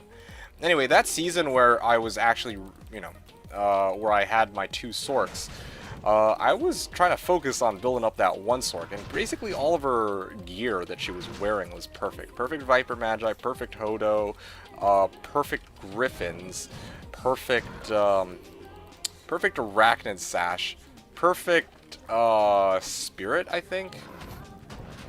Well, close to perfect Danny. It was like 2029, because who the hell gets 2010? I wish. Anyway, it was a pretty solid season. So I think as far as being a cheap ass is concerned, it's not that I was being cheap. It's just that I was using my money on other things that I deemed more valuable at the time, okay? Was the Viper Magi upped? Yes, it was. It wasn't a perfect defense roll, but it was perfect all res and magic damage reduction. I think triple perfect, including defense, is just a little too much. Seriously, what the fuck? My character's stuck or something, otherwise that wouldn't happen. This is probably the cleanest mausoleum I think I've ever seen. I'm not gonna have to backtrack, plain and simple. But anyway, I was gonna say let me get that if perfect defense. Oh hell no, dude. No. That's not happening. If honestly, everything on that character that's been there is there as trophy, as trophy items, right? Like I think I even had somebody ask me if I was using the perfect glyphs on non-ladder because they were, they're collecting perf items and they were like, hey, yeah, could I take that off you? And I was like, this is my trophy sword. Sorry, no luck there, I'm afraid. If I had gotten a triple perfect freaking Viper badge, that would have been a keeper for sure. I would not have wanted to switch that out. No way. Like, yeah. The other thing I was missing on that character was light lifers. I just didn't have, there just weren't that many light lifers for whatever reason that showed up that season. There were like a couple. And then I don't remember who it was. It might have actually been Mip. Somebody bought them out straight up. Just straight up threw their Enigma and Infinity at it to drag it with them to non-ladder. It was a good, well played. It was good. Anyway, that was a pretty solid run. Probably would have been a record, but I had some good items in the meantime. Light lifers are cheap early and stupid expensive later on. Well, the thing is, early on, no one in their right mind sells a light lifer early ladder, right? There simply aren't going to be any players that have enough wealth to give the appropriate amount, basically how much it's worth. They're not going to be able to pay up the amount of runes that they should be paying up for a light lifer. And when you say stupid expensive later on, well, it's true. It's true. It's actually true. That's assuming, that's for the very few light lifers that show up, which, by the way, I have yet to come across a light lifer drop that's 35 or greater. Basically a Vita. I never found a fucking Vita light lifer yet up until this day, but here's the thing. Light life, it's one thing for light lifers to be expensive. I think the bigger problem is just that they're ridiculously rare. That's the biggest issue. Yeah, good luck finding a fucking light lifer. If you find one, great, man, you're rolling in bank, right? But anything between 38, 39, and 40 light lifers especially, those are yeah, no one finds them. So because of that, they're ridiculously, they are stupid expensive, I think. I guess, yeah, basically what I'm saying is the rarity is the bigger problem over the price. Although I guess technically the rarity feeds into the price, but anyway, you got the point. Let's say early on there was no light sorks. I was going to say that's a lie, by far best key hunters. Yeah, no, exactly, right? Light sorks are definitely not compared to Blizz Sorks, obviously there's far more Blizz Sorks than Light Sorks and even other builds, right? A lot of people can play CE Necro or other random whatever builds. Surprisingly few people play Lights. Well, actually, it's not really that surprising because, here's the thing. Aside from key running, they're not really used for much else. If you're going to be farming meth, you'd sooner do that with a fucking Blizz Sork over a Light Sork. I think that's fairly obvious. Now, my point here is basically just that at the end of the day, stupid expensive later on. Yeah, early on, I still would say that there's just not that many light sorks. Yeah, there are a few, but it's not a particularly popular build by any means. So, if really you did need light lifers, I guess you could, if you're super lucky, you could get away with buying a light lifer for cheap very early on if somebody's super desperate and doesn't really care much for trying to squeeze out a lot of runes later ladder. But the vast majority of people who are smart about light life prices or care for the appropriate value are not going to sell it on day 1 or day 2. It's plain and simple, right? You would wait until people actually had the right amount of wealth to actually buy the damn thing, and then they would sell it. So yeah, Sork early on blows for anything but keys. Well, and for for boss, like, you know, act bosses like Meph and Questbug Duriel. Yeah, no, honestly, and Questbug Duriel. I was gonna say, like, okay, some people will argue that farming act bosses is a waste of time, but I wholeheartedly disagree. Questbug Duriel and Questbug Meph are fucking fire. Questbug Diablo is just tacked onto a chaos run, so really, yeah, like, yeah, anybody telling you that it's, you know, act bosses are, like, Andy obviously is a waste of time. Probably you're not gonna be running like Bale either for drops, obviously, right? But Questbug Duriel, Questbug Mephisto, if you set that up properly, and then Questbug Diablo are all fucking amazing for drops. Oh, you're talking Light Sork. Okay, my mistake. Yeah, because I would be like, oh, that's not true. They have a lot of options.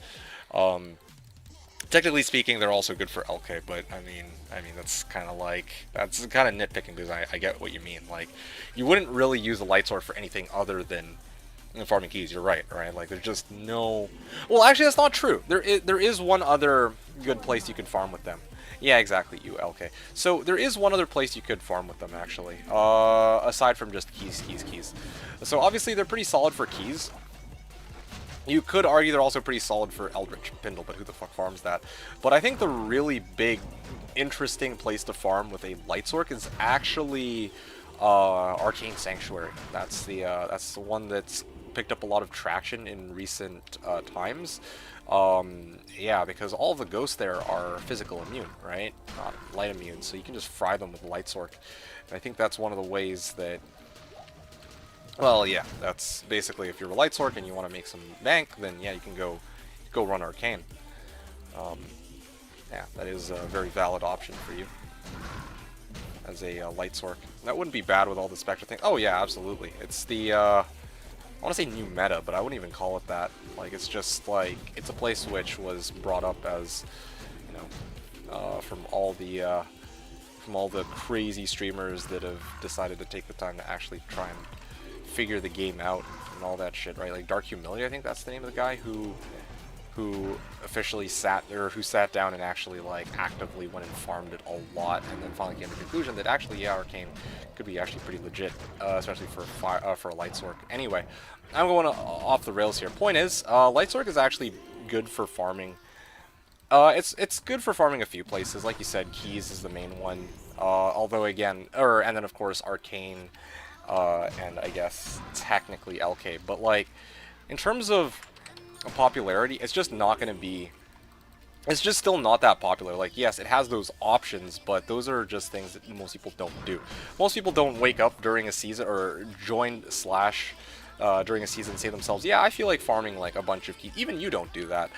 Like, you actually farm runes so that you can buy keys from other people. You don't fucking go and just, you know, farm keys straight up. Or maybe you do, I don't know. Like, I guess maybe it depends on the season, maybe you do a little bit of both, I don't fucking know, I don't, you know, right? Like, you have your methods, and if I'm not mistaken, you prefer to keep them on the down low, so whatever, fair enough. But in the case of the general population on Slash, I think the vast majority of people who play Sork are just not going to go Light Sork, because there's no real good place to run a Light Sork that's popular, at least in their eyes, right? Like, if you're playing Sork, you probably want to open up doing bosses, doing a bit of LK, doing variety farming in random area, like AT, right? Maybe a bit of pits if you're really up for that. Not as a Blizz Sork, but if you make like Meteor Orb or something, maybe you might want to go farm pits. Who knows? And yeah, right? Like, it's just. Yeah, like, Light Sork is just, at the end of the day, pretty unpopular, so yeah, I just don't think that. You'd be pretty hard-pressed to get a buyer for a Light GC early on. No, that's a lie. There's going to be a lot of people who want that Light GC early on for relatively cheap prices if they're being offered for that much, because eventually, later on down the line, they're going to, of course, buy a Light Skiller GC for their Light Sork later on down the line. That's just how it is. Anyway. Oopsies, I didn't actually put GS4 in here. Oh well, whatever.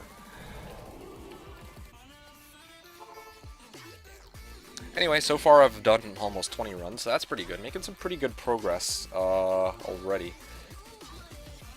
I think probably an hour 45 in total, so that basically puts us up to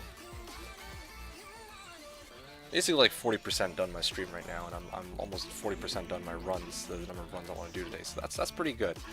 I'm hoping to hit around run 670, I think is my goal for this evening, so we'll see how that goes.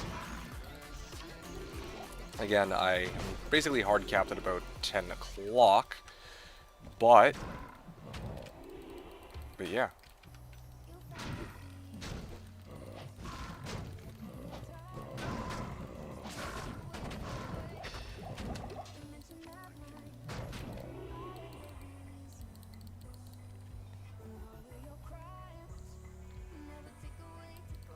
Alright, let's loop around here.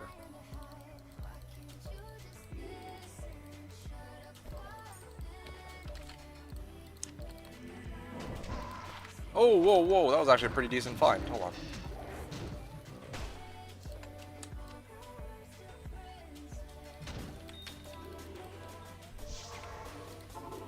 5 FHR, 10 Poison Res Small Charm. That's pretty cool. Yeah, I like that. That's something I can actually report. 5 FHR, 10 Poison Res Small Charm. Number 936. Good. Anyway, just to recap for those who didn't catch me earlier, I don't know if anybody else is hanging around, but anybody else aside from Swish is still here. But again, next season, it's been finalized. I will not be doing a 2-man with Doostrim. It's a last-minute change. I will be doing 4 boxing. So that's going to be pretty interesting. I'm going to see how that goes. In fact, I'm probably going to be practicing that later on this evening. So, and not on stream, of course. I'm probably going to take some time late night to kind of look into how my 4 boxing is going, because I'm rusty with 4 boxing. Like, it's not like this freaking like rocket sciencey thing. It's just kind of I'm not really used to multi-boxing because I usually in the last couple seasons I've only been focusing on 1 character, at most 2. I haven't been running a bow barb, and now I'm going to be playing through the game with 4 boxes. And I'm also going to be playing farming day 1 with 4 boxes, so that's going to be the play here.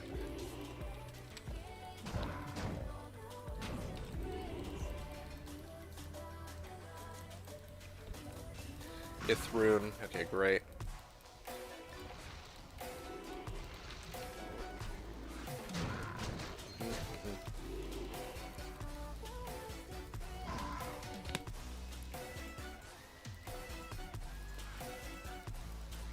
Okay, so basically I cleared out this side. Time to go this side quickly. Loop around quickly. See if there's anything here. Double back. You know what? I'm gonna go up this way first. I'll get the chest and we'll come back down. Alright, there you go. And all these runes, and not a single one of them is a freaking high rune, dude. I'm telling you, I just want to see the letters B-E-R. I don't even need the burr rune at this point. I just want to be able to say that I got a burr in the last runs that I did for the season, you know? And just live up to that trend.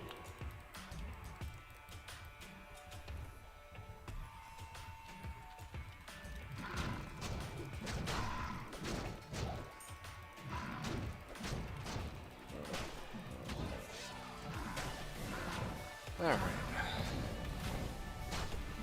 Honestly, I really enjoyed this season though. Like, just kind of like reflecting on this. I'll probably reflect again on this tomorrow, but I really liked this season. It was nice and chill.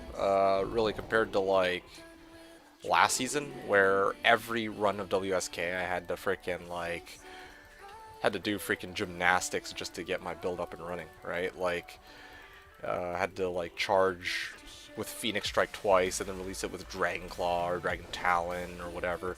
I don't have to do that this time around, which is pretty awesome. It's just me and my Bear Man, and all I'm really doing is just right-clicking everything with Fireclaws. Super chill, really fun build, and just really straightforward. It just kind of wish that it would have been nice to be able to run this build in other areas. I guess if I adjust the equipment a little bit so that it actually did like physical damage, if I use some like Grief or like Tomb Reaver with like Shales or some shit, then maybe. But again, that's just not how I was trying to build this character. And I was very much enjoying the 4 FPA on the Fireclaws. I am kind of happy with where it turned out. Could it have used some improvements? I do think so, for sure. Like, I think Enigma, of course, still would have been better than running Smoke, obviously. And then, well, there's like other adjustments I could have made. Like, I'm using this shitty rhyme. There's like, you know, so many better options out there that I could have thrown on. Spirit would have been good.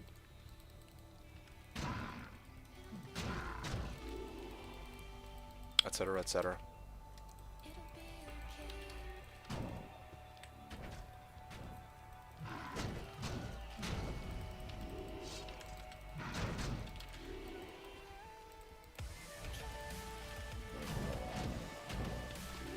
Alright, so casket, nothing here.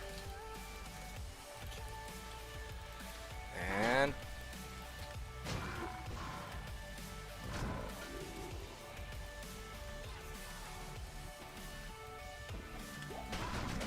alright.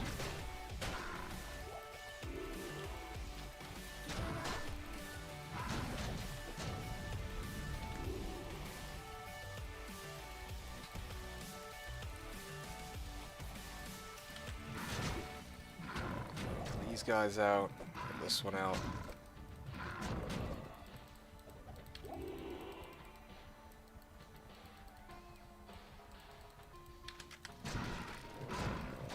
Oh boy, oh boy.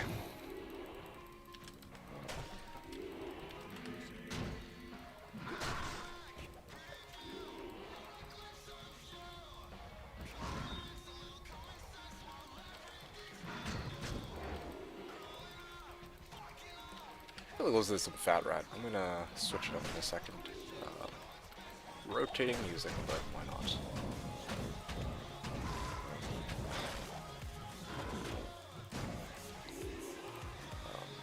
Where is it?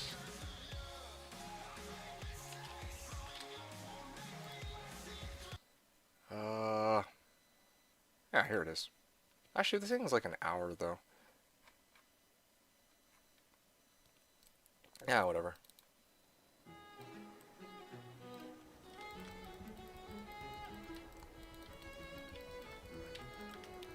Alright, so far we're almost, yeah, we're basically done this run, I think. I'm gonna loop around just quickly, make sure that I didn't really miss anything specifically here. I think I'm done, yeah, that's basically it. Okay, next run. Glad I'm able to get these runs. I think once upon a time these runs were taking like 5 minutes each, but for a while they've kind of been stable at around 4 minutes each, which is pretty nice.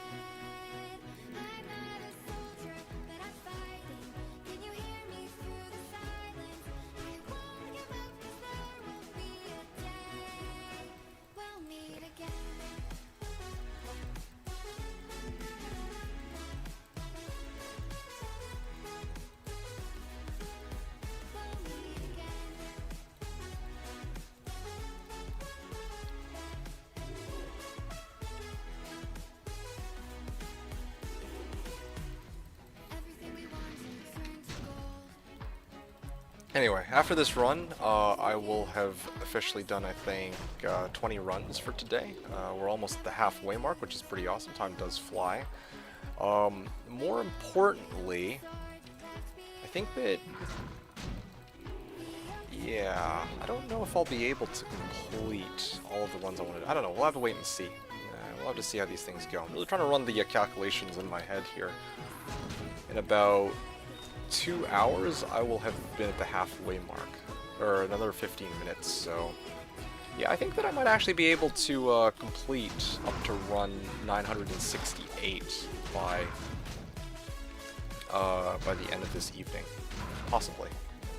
Well, ideally up to run 970, but again. Oh, unique ring off of a coffin malleable. Okay, I'm not even reporting. Right. I was tempted to say that I actually got something useful out of that, but nope.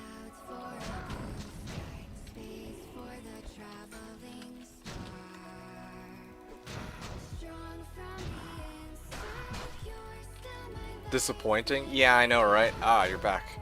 Yeah, I mean, that's oh, hold on. That's a pretty decent find. Looks like we got a T-Gods. It's pretty legit, although I don't know if I got that off of a coffin or if I got a... I think I killed something for it. So that is a T-Gods. You never left. Oh, so you've been here the entire time. Oh, awesome. Alright, cheers. But, thought you had just dipped, like, this guy's boring, Slash is boring, but yeah. Yeah, let me ask you a little bit about you, because, yeah, I mean, you're not really going to be getting much out of my stream today, aside from just more or less the same thing over and over. I'm going to be running laws for the next 3 hours with this Fireclaws Druid. Nothing exciting really about that. So let me ask you this. So you, oh, by the way, next season will be a little bit more interesting, because I'll actually be doing something different, and I'll be doing more than just Mausoleum and the Fireclaws Druid. Okay, so I don't know. Maybe if you hang around in the future, maybe there'll be something enjoyable for you to check out as well, like the actual content, and not just me rambling for like 3 hours or 4 hours or whatever. Anyway, so yeah, you are yourself a Diablo 2 player, yes? Are you playing on BNet, Slash? Are you playing single player? What's the story with you? Like, I think this is our first time. Certainly will be around. Okay, that's good to hear. The other thing too is, like, I'm telling you, I mean, are you planning to play on Slash this upcoming reset? It is going to be on Friday. I do think that it would be something that's, like I said before, it's at least worth checking out, because you were asking about the drop rate, so I think this is your first time. This will be your first ever reset, and again, as I said, the community is interesting. Like, I love the community. I think it's great. Of course, there's going to always be some bad eggs here and there, right? But by and large, it's honestly a really fun community to be with, and that's one of the big reasons why I prefer this to Project Diablo 2 right now. Hey, TS Tex. I will go over that in a second. I'm just having a nice, lovely little chat with Aylin right now. For the foreseeable future, it looks like I'll be playing Median XL. Okay, well that was unexpected, but yeah, okay. I mean, hey, I was going to respect that. Median XL, I tried it a couple of years ago. I'm sure it's come a long way since I played on Median XL, but when I played Median XL, I actually really enjoyed it.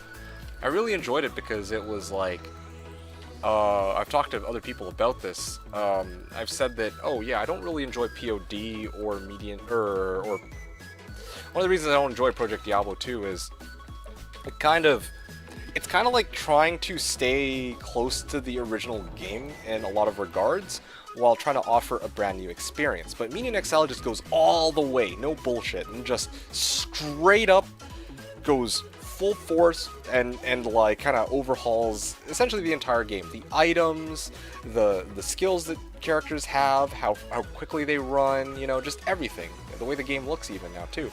So I'm like, I actually have a lot of respect for Median XL, because it's a mod that is based off of Diablo 2, but it's actually trying to do its own thing. It makes it very clear. It's not just like a clone of Diablo 2 that's trying to be its successor or anything like that.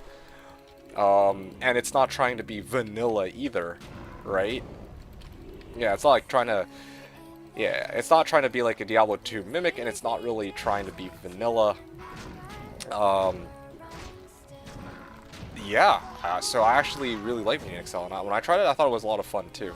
So, yeah, I don't know what to say. I was really excited for BD2, then a week after release, I just lost interest. It doesn't make much sense. Okay, that's a very good point. Let me ask you, what is it about Project Diablo 2 that that makes you say that it doesn't make much sense to you? But let me start off with that, and then in the meantime, I'm going to address Tex and Hum3 Watcher, because they've just showed up at the same time. And Tex, hope you guys have been having a great day. Nice to have you on board with us this evening. One of the bad eggs enters chat. Okay, well, you're not wrong, but yeah, welcome to the last 50 runs, the last 60 runs to go. Yeah, Poggers on T-Gods, it's awesome. But yeah, 60 runs to go, that's correct. I am going to be doing another 30 runs this evening is my plan, or roughly 30 runs, before I have to answer another booty call. And then after that, tomorrow will be the remaining 30 however many runs that I have to do, and that's basically just going to be the story here. We'll be in and out. Feel a bit bad that I'm late, but I know you'll be here for a while. Yeah, and I mean, honestly, you know my motto when it comes to being late on my streams. It's just like, my stream is here for X amount of hours, so if you can only stay for a little bit, then stay. Otherwise, if you can stay for the whole thing, great. If you can't stay for the whole thing, that's fine too. All it just means is I don't have to argue with you for 3 hours, which is also good for me. Anyway, the other thing, so Tex, I saved the best for last year. So, what build do you plan to play next ladder? So that's a really good question, Tex. I, to be honest, haven't fully... Well, okay, let me tell you this. Originally, I was planning to two-man with Dewscrim, and him and I were gonna, like, be, business partners, and we were gonna farm together, and yeah, that was gonna be all, fun and awesome, but, I talked to, Dewscrim, just last night and the night before. Well, sorry, this morning, and he basically confirmed that he's out. Hey, Ogre Maul, nice. That's 46 mauls now. Come on. 4 more mauls, I could say I hit 50. Anyway, so, like I was saying, though, Dewscrim and I are not going to be doing what we were originally planning to do, so I'm going to go ahead and do what I was originally planning to do next season, this season instead. So I'm going to be going 4-boxing with a Sork, a Conviction Paladin, a Bobarb, and an Assassin. I will actually be putting this into practice, into action, and I will be trying to get an Infinity on day 2 is my plan.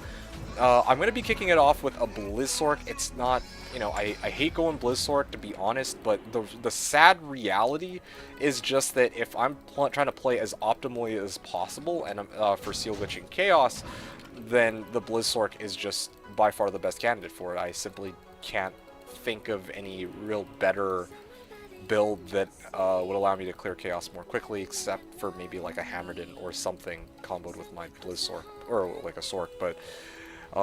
yeah, with all that said, it's either Blizzsork or Hammerden at the end of the day, and, I settle for Blizzsork because I just have a lot more utility with, my Paladin not just being a straight Hammerden. So you're gonna play 4 characters at the same time on reset night? Yes, that's the plan. That is exactly the plan, like... Yep, that's one of the upsides of playing on Slash too, so... Slash has a number of things about it that are different from the original game. One of the things is you can have up to 4 windows open at the same time, so that actually gives you a lot of freedom to try a lot of really cool shit. And now, a lot of people don't like this because it means that, you could just get a Bobarb and make the game easier for yourself. But it's kind of like, imagine you're playing with like 3 of your homies, and each of them had a specific role. One of them was the Trapsin, one of them was the Bobarb, and one of them was like the Conviction Paladin that's there for support, right? You have the freedom to do this on Slash all entirely on your own, and it's really a lot of fun to have this freedom to build multiple characters and use them all at the same time. There is in fact a lot, here's the other thing, other really awesome thing too, right? A lot of people will do things like, oh, here's a Bobarb, oh, here's an Enchantress, but a lot of people don't really think to do other really cool shit like Curse's Necro, or, what's the other one? Oh, one of my personal favorites, Summoning Druid. I like making Summoning Druids because I can use those to clear out the Bale Throne Room while I actually go farm other places with my Sork and get more XP in that way.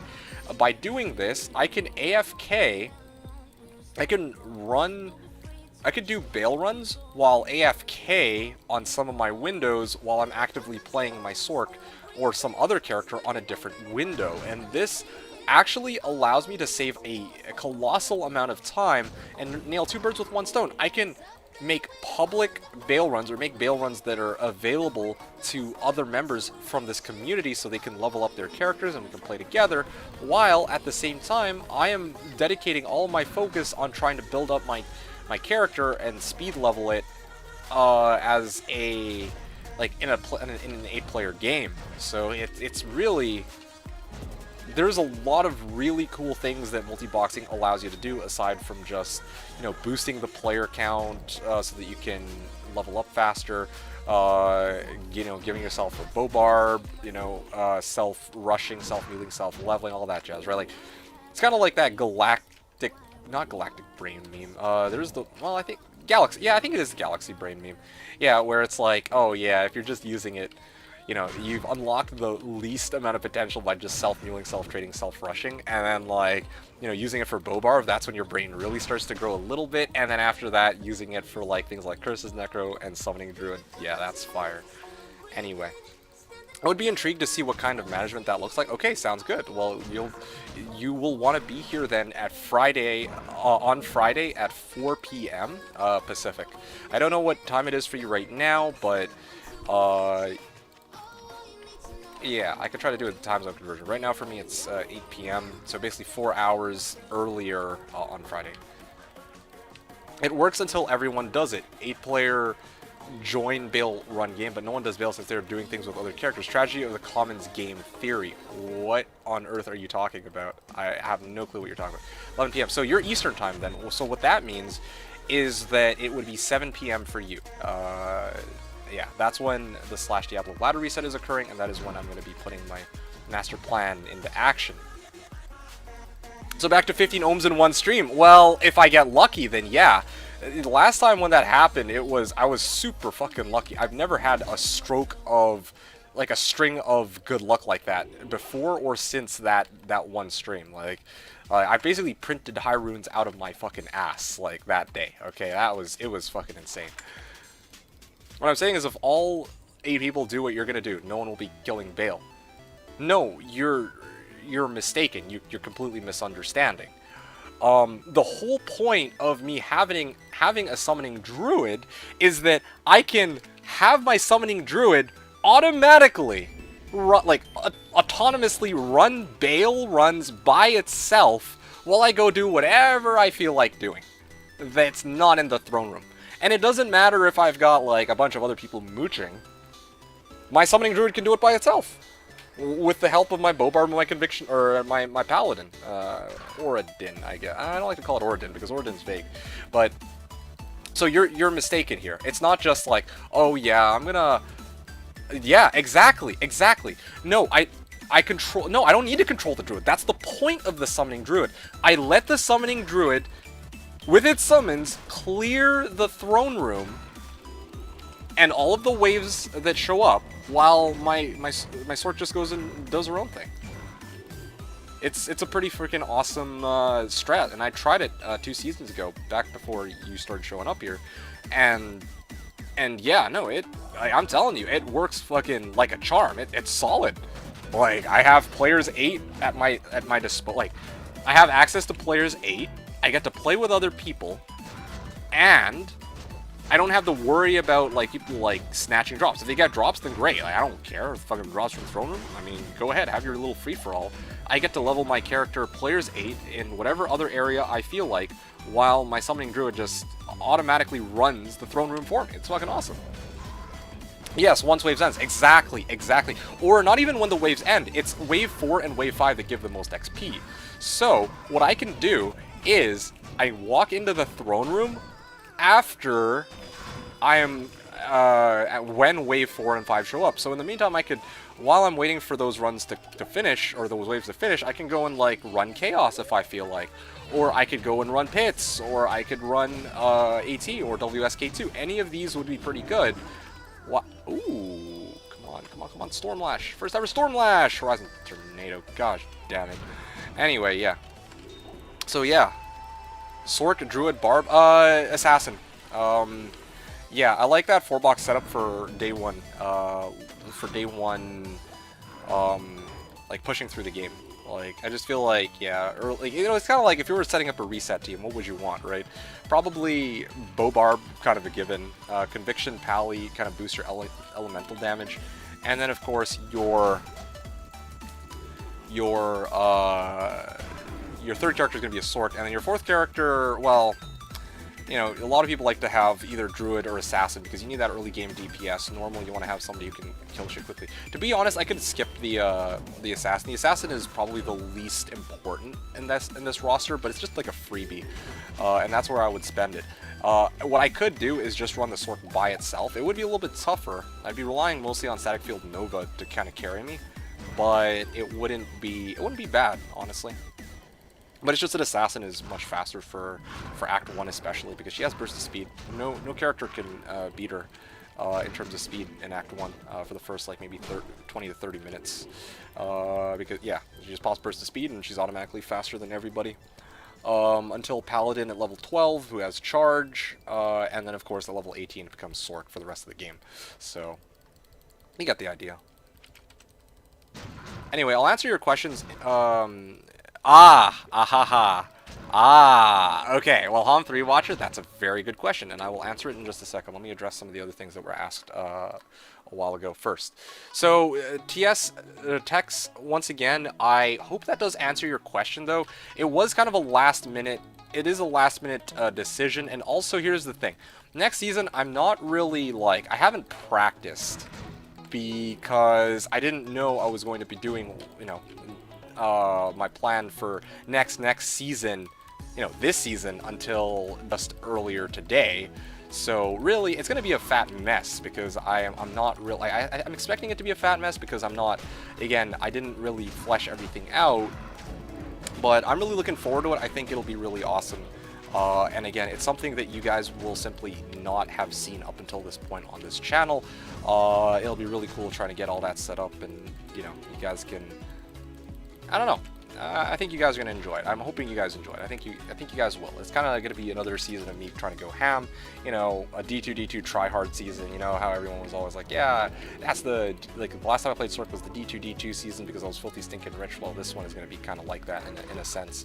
I don't think I'm going to be nearly as rich as last time, because I'm not going to be playing nearly as much as that season, but the thing to understand also is that this season, one of my biggest goals is trying to showcase getting an Infinity Day 2 via Chaos Sanctuary as opposed to LK, and ideally doing this earlier, like, not doing it at the end of Day 2, but like kind of like early or mid Day 2, you know, like just a slight difference in when I get it, I guess. You get the idea. Alright, anyway. So, okay, Thanksgiving is salvaged after plans went up in smoke. Was challenging to find someplace that sells roasted turkey breast. Ooh, I see. Alright, you're good to go then. Thanksgiving plans ruined. That would have been pretty bad. Anyway, Aelin, let's see. Were you saying something else, Aelin? Or was that it? I would be intrigued to see what kind of oh, I remember. It doesn't make sense to me, but it is what... I mean, my loss of interest doesn't make sense. Okay, you know, to be honest... I mean, I don't know kind of like how you are as a, you know, like, I don't know how you function, but like, for me, like, well, some of the, you know, like, for me, I'm kind of in a similar, I was in a similar boat, right? Because when I first started playing on Project Diablo 2, I was expecting, like, to be blown away by it. I was like, oh man, this is gonna be like fucking good old classic BNet days. I'm gonna go play it, and I'm gonna fucking love it. And I tried it, and I liked it, but I didn't enjoy it so much that I was hooked onto it. It's certainly a good mod, but like, I couldn't really figure it out for a little bit. I had to sit down and really think about it.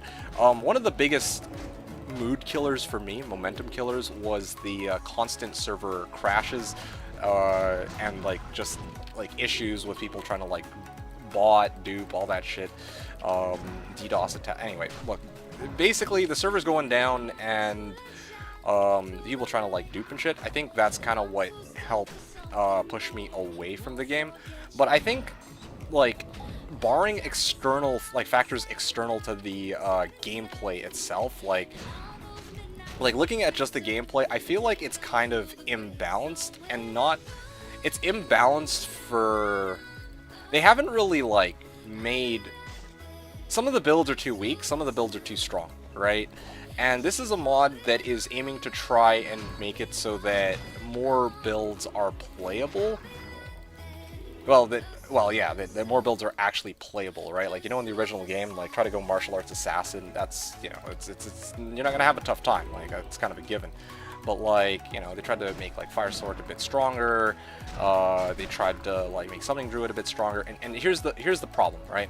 Some of the builds are too strong, at this point, and some builds are still have been made too weak. I think a lot of people who played Sork and Necro had this issue. It just doesn't feel very good to play certain builds right now. And yeah, right now I was playing Fire Sork, and I frankly was kind of underwhelmed by it. I just didn't feel like I was outputting enough damage for the point I was in the game. And then, of course, on top of that, we got to consider that a lot of the gameplay for Project Diablo 2 has been made so that you're kind of centering it around group play, or that they made it more around group play rather than solo play. So actually trying to play the game through the game by myself is just not too. It just was a little bit much for me, a little too difficult. I don't know. Anyway, so I'm just kind of like shedding light on kind of, I guess, why I stopped playing Project Diablo 2.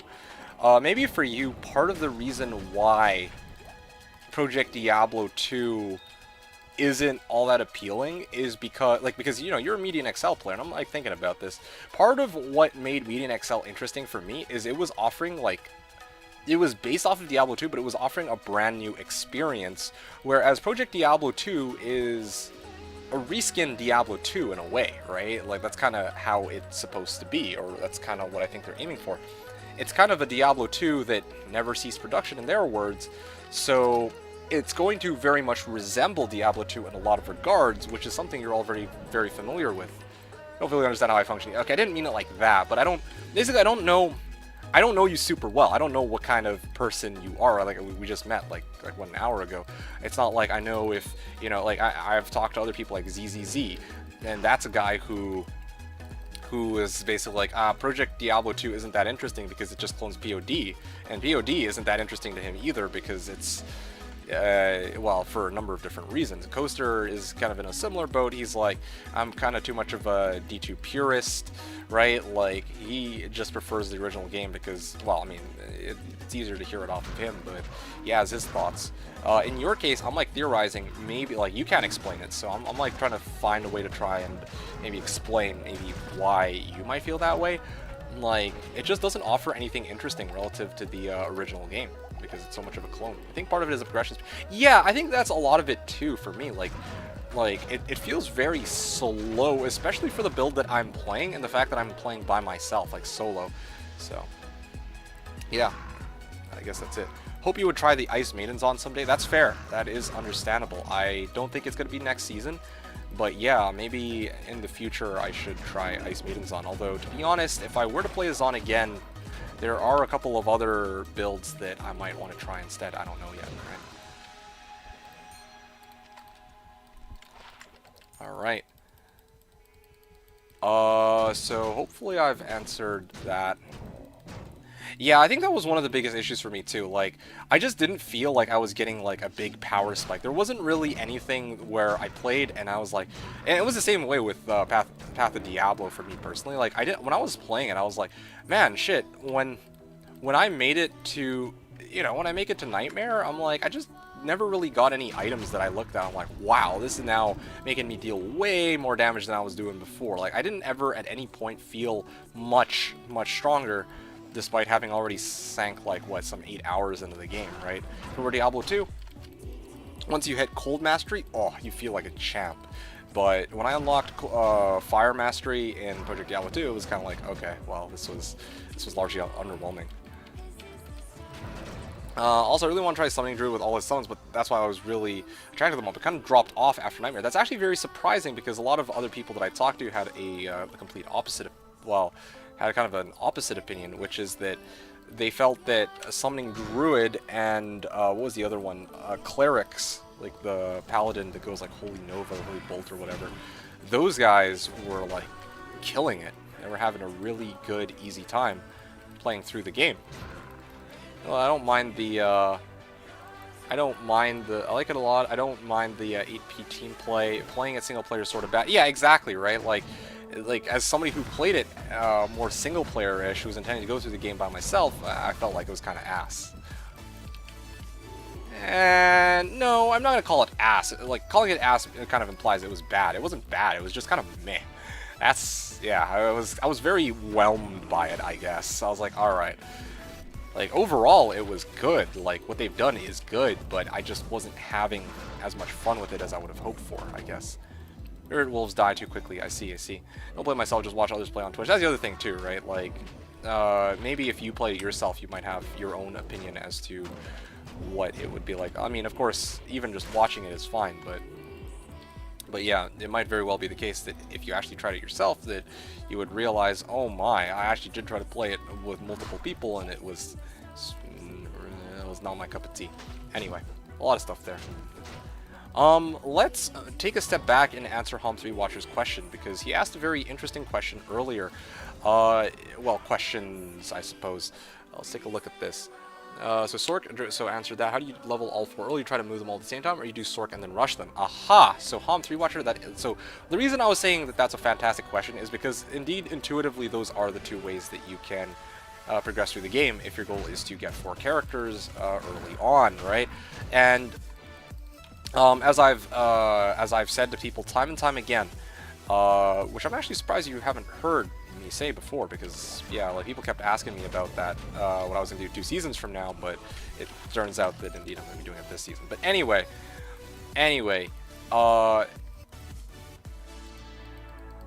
so I have 2 approaches I could use. The first approach is indeed I go Sork first.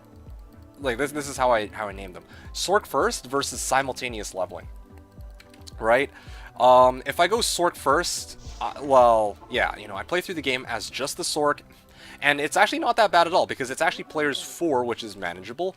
I level relatively quickly, and I'm still fully capable of killing monsters in 1 or 2 Novas. Worst case scenario, if I'm surrounded by a bunch of monsters, I just go Frost Nova into Static Field into 1 or 2 Novas to kill everything, no matter the situation.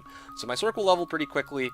I can complete the game. No, I can make it to Hell Act 2 in about 4.5 hours if I do that with the Cold Sork, if I'm not mistaken. Let me take a look at that, actually. Let me confirm that. But yeah, I tried both methods, basically, and I'm gonna go over it in a bit more detail. But long story short, Hom3 Watcher, like, long story short, the here, let's see if I can find the fucking thing. Okay. So the Sork first method is much faster than the simultaneous leveling method. The Sork first method, like, again, if I were going purely for optimality, if I go Sork first, like the first time I tried Sork first, I was able to make it to Hell Act 2.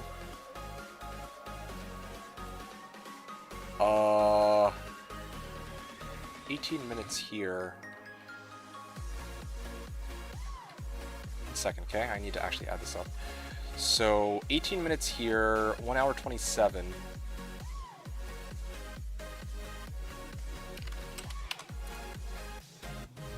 So this is 2 hours, 18 minutes, 3 hours, 18 minutes.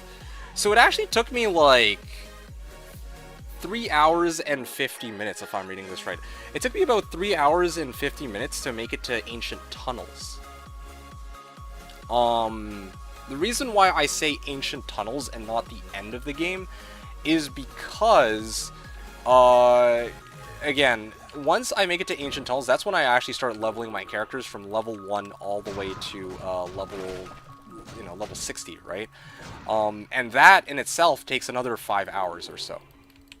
So playing through the game all the way up to Hell Act 2 would take roughly 4 hours, maybe 4.5 hours, and then of course leveling an AT takes another 5 hours, and then, you know, finishing the game, the rest of the game takes another hour, so total of 10 hours. Whereas when I did the simultaneous leveling method, it actually took me closer to 12 hours in total to get all my characters up to 60 and the game completed.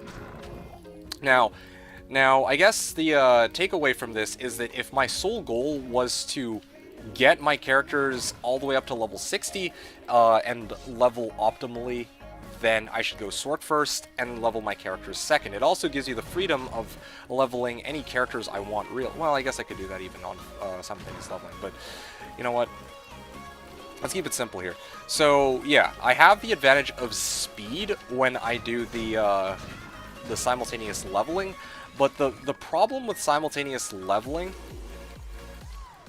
the problem with like doing sort first is it's more. Yes, you would think. Well, you would think so, but actually that's in quotes only 2 hours. That's not too terrible. And here's the difference. Well, only 60. Everyone versus everyone else will be 80. Well, again, I'm not trying to push for levels right at the start of the game. I'm trying to set up my characters so that they're able to do chaos. That's different from aiming for just 80, right? Like, okay, you can go for 80 with your characters, yes, but at some point, you're probably gonna... This is what I realized a while ago, right? Even if you make it to level 80 with, like, one of your characters, most people want to make multiple characters anyway, so later on down the line, sooner or later, they're going to need to level some other characters at some point. So they're going to need to go and level, like a bumper all the way up to level 40, or they need to, like, right? Like, they need to... There's a lot of stuff. I thought the goal was to be the richest to set currency in malls. Well, see, that's the thing. I haven't even fully decided yet what I want to do because there's so many different options. Again, I could probably do silly things with malls even without being the richest person, but I definitely...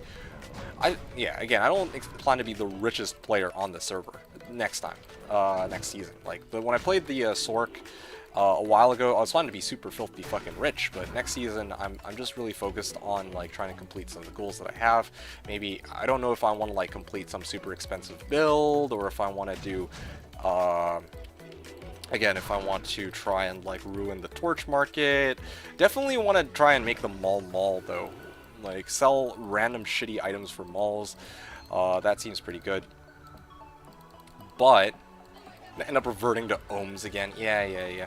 Anyway, so that'll be for me to figure out, but going back to what you were originally asking about, like, again, I was just trying to say there are some advantages to having simultaneous leveling first. The first is it's less stressful, to be honest. It's less stressful trying to get through the game, especially Hell, because the leveling process is tougher because, like, my guys are more in danger of dying, but at least I have a Conviction Paladin, at least I have a Trapsin for more DPS for immunes, at least I actually have a Bow Barb. These are luxuries that I don't have when I'm trying to do the other method where I'm doing Sork first, right? So, simultaneous leveling, I actually get multiple characters I can play around with as I go through the game, versus the Sork first start where it's like going through the game is going to be just the Sork by itself, which, okay, I can do that, but it's, you know, kind of sucks not having a Bow Barb, like, I'm not going to lie. So, that's one of the advantages. The second advantage, okay, so I'll get to that. Yeah, frankly seems impossible. No, not really.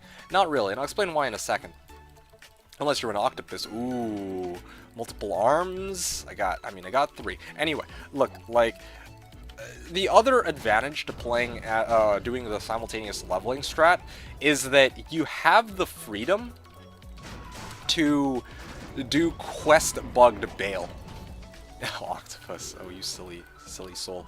Anyway, but yeah, but seriously though, you have the freedom to do quest bug bail, which can give you a lot of really good items early on that will help you in the long run, right?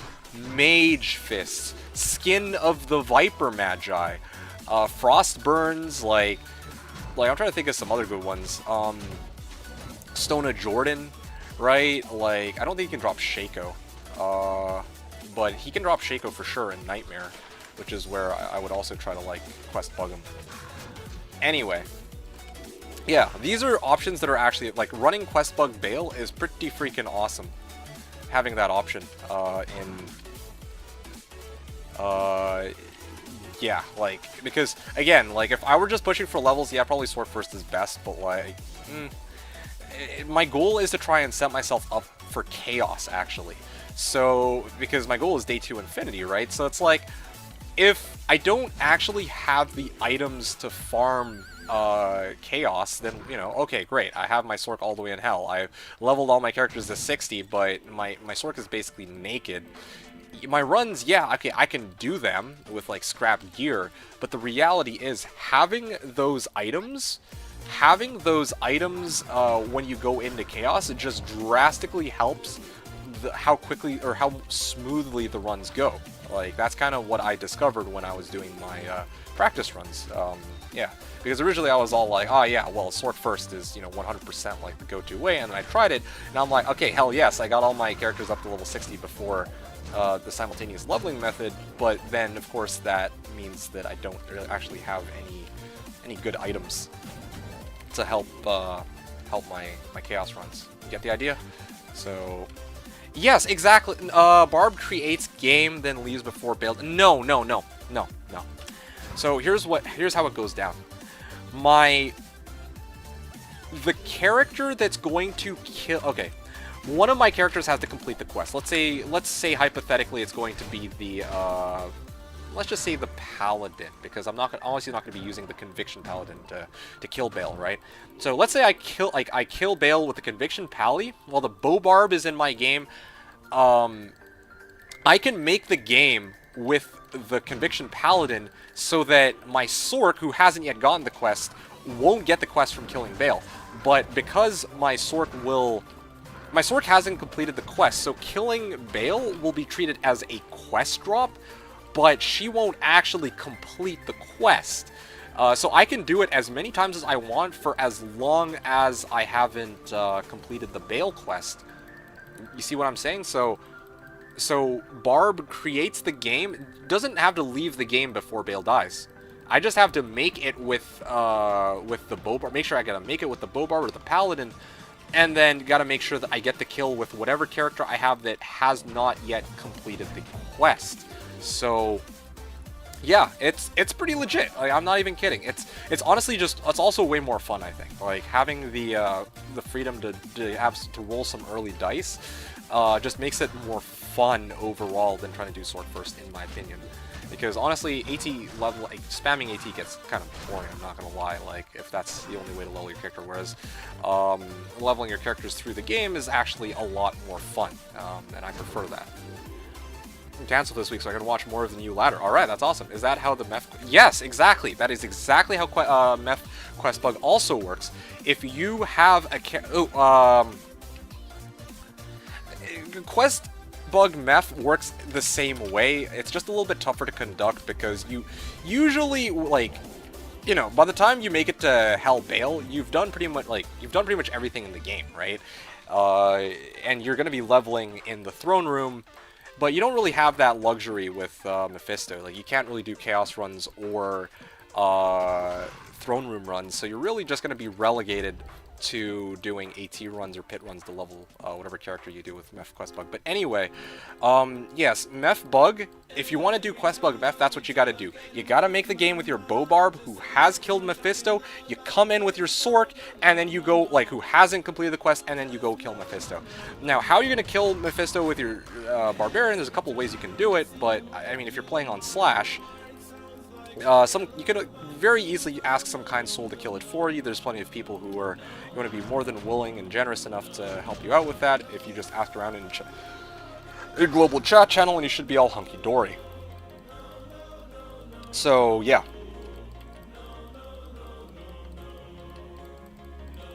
So, yeah, so, again, those are some of the upsides to playing simultaneous leveling. And again, the goal isn't strictly just, oh, well, I'm gonna plow all the way to try and, like, get level 90 on day 1 or anything like that. My goal is wealth. I want to get infinity day 1, you know, or day 2, sorry. So it's like, yeah, the best way to set up for that is making sure that I'm not only well leveled but also well geared, because both are actually incredibly important. I think, oh shit, you know, I was actually pretty close to dying there. It's actually arguably even more important that you're geared rather than leveled, I would say, because, yeah, like, you know, you don't have any damage without, well, yeah, you don't have any res, I think that's the big thing, without gear. Anyway, going back to the other question you were asking about. You were saying, okay, well, how do you play both characters at the same time? Okay, again, this is a very fantastic question, which is something I actually, for once, needed to work out before I actually did this method. And this is one of those things which other people have kind of worked out for me, because more people have done 4-boxing than I have on this server. So anyway, to answer your question, this is one of the reasons why it's beneficial to play as a Trapsin and a Sork, right? Think about the characters I'm playing. I'm playing a Bobarb. That is something that's very passive. I just have to, you know, press a couple buttons, click a couple times, and then boom, I get my buff for battle orders and battle command. I think that's kind of given. And then of course the Conviction Paladin, I need to only bring him into the throne room, and then he gives his passive bonus of Conviction to nearby monsters once I reach the throne room. Now, the Sork and the Trapsin are a little bit more complicated. I have to be active on both of them. But with the Trapsin, I just need to really lay down the traps, or like what, you know, fire traps or lightning traps, and then I have to rotate between those windows every couple of well, charges on their, well, basically when the traps expire. You know what I'm saying, or a little before that. You kind of catch my drift, right? So yeah, basically I gotta put down traps, and then I gotta switch over to Sork. And this is the thing. The thing to consider is this is assuming that this is the, I just realized, so Pally over Druid. So that's another thing too.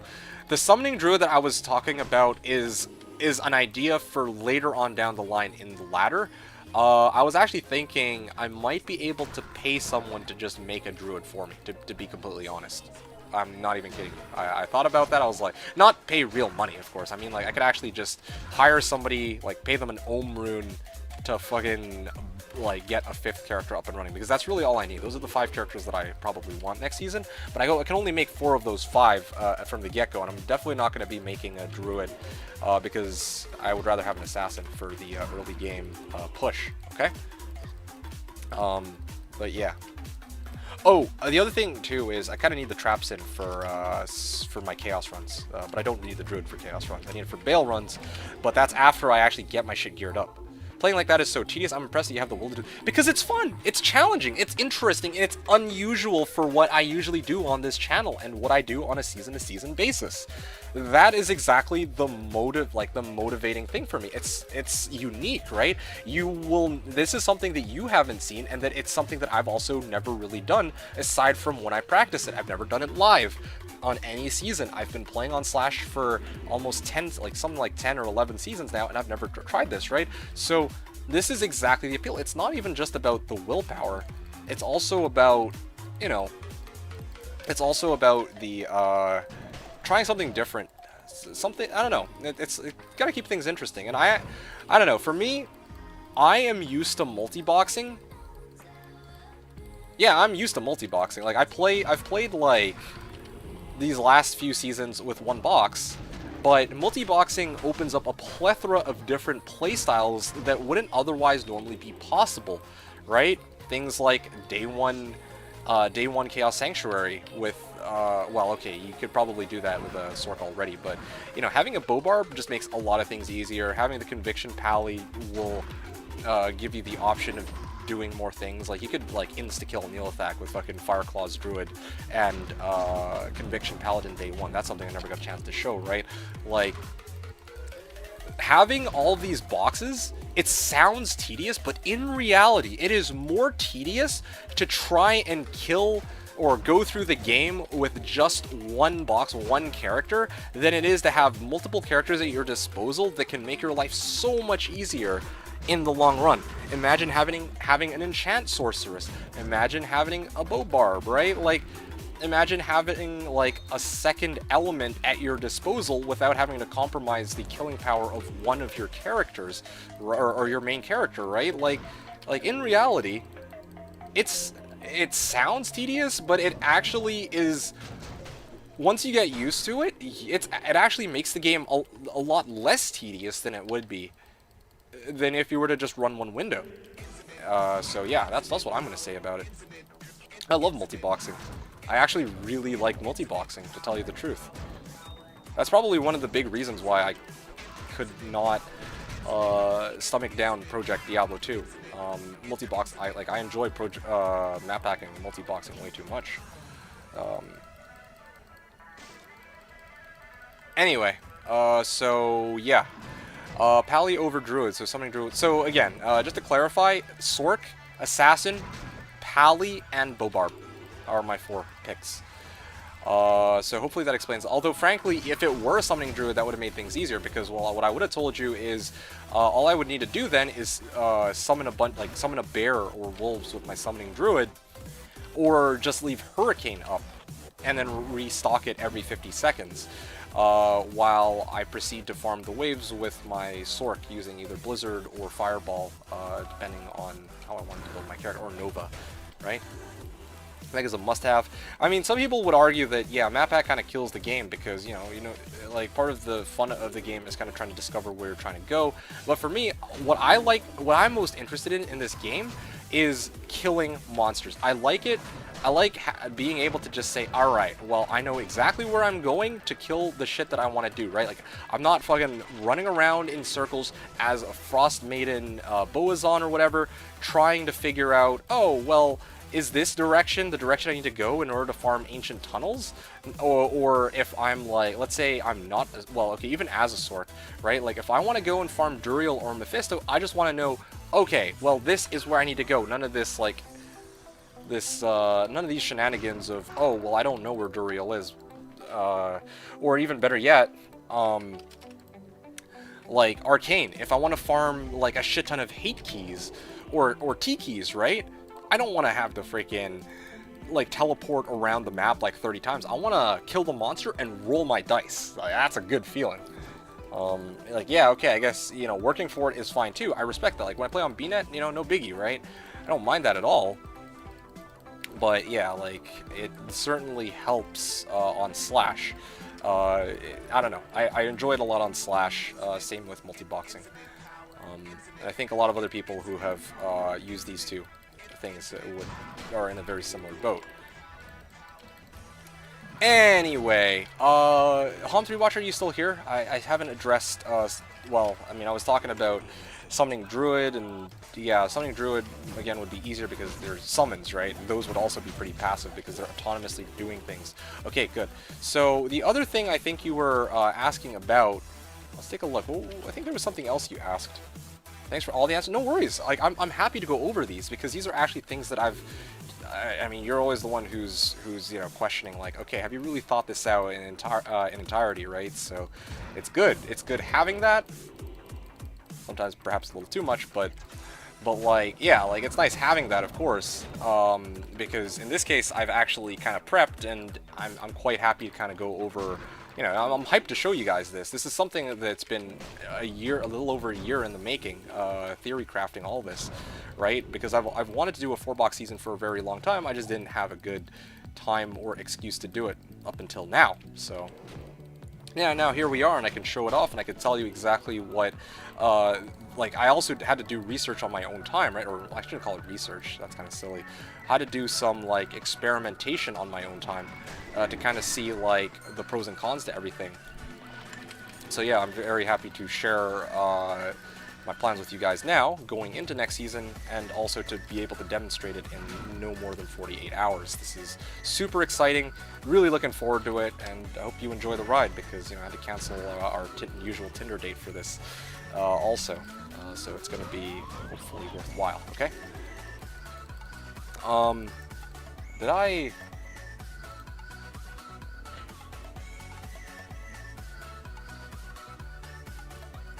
traps, Sork. So yeah, go into traps, go into Sork, all at the same time. Well, yeah, I think I already answered that. It's just like switching back and forth. You kind of get used to it. You just got to time it. Like, okay, my lightning traps fired once, twice, 3 times, 4 times, and you're good. I remember now. I'll be back in a little. One last thing. Okay, you can come back in a little bit, but let me just quickly. So the other thing, well, so the method I was giving was for throne room, but if I'm to try and level in cows, I can use just the assassin by itself and position my characters in a corner so that they can mooch XP. I don't think that the killer gets any more XP than the other characters, so all the characters level roughly around the same amount of Well, they all level roughly the same, like at the same speed. So, yeah, I basically would in some of the early areas just get my assassin if I need her to do the early clearing, and then my Sork is the mobility teleport bitch. And then, of course, once we make it to Bale, it is going to be a joint effort between my Sork and my assassin. Can you do cows if you haven't done Bale quest? So that's a very good question. You cannot, which is why I kill Bale with my assassin or my pally or my bard. It doesn't really matter. And then I get one of those characters to make the game while... Oh, wait, no, sorry. It's the other way around.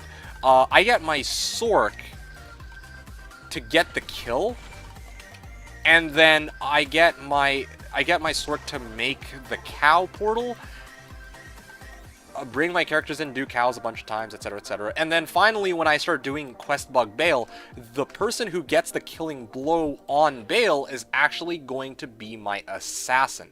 So yes, I can do cows if I haven't done Bale quest. It's just that I need the character who killed Bale to open the portal. That's the main catch. That's what I meant. Can you enter cow portal? So yeah, you can enter the cow portal even if you haven't done quest though. People have been doing that since the beginning of time. Let me ditch my Venus Bell. I don't need that, but I will chart it down as a drop. Yes, this is always a lovely song. Really gotta get my playlist in order, but yeah, all right. Out for now. Okay, sounds good. I hope that answered your questions. Thanks again for hanging out, Home3 Watcher, and I'll hopefully see you in time for the ending because I only have another about 20 runs to go. Okay.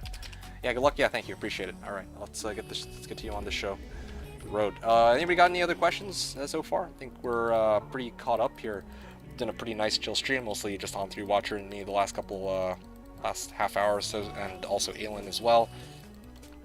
But yeah, very good questions from Hom3 Watcher, and this is exactly what I say when I mean this is what I mean when I say that this is something that I wish I had more time to practice and refine, because this is something that it would have been nice to have a little bit more time to actively experiment with, but I'm alas not going to be able to. I'm not going to have very much more time.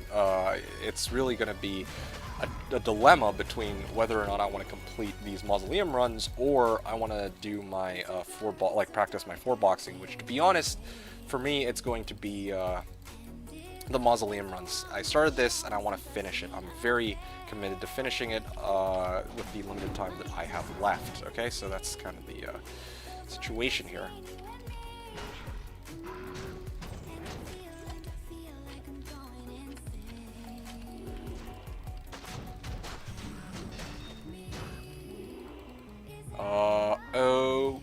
Okay. I think I'll go bottom left first. That's gonna be a freaking long ass run. I don't like the way this is shaped. It's a big mausoleum, and it loops me around in like 30 different places. A lot of monsters though, so that's pretty good. I can finally get my bear rune.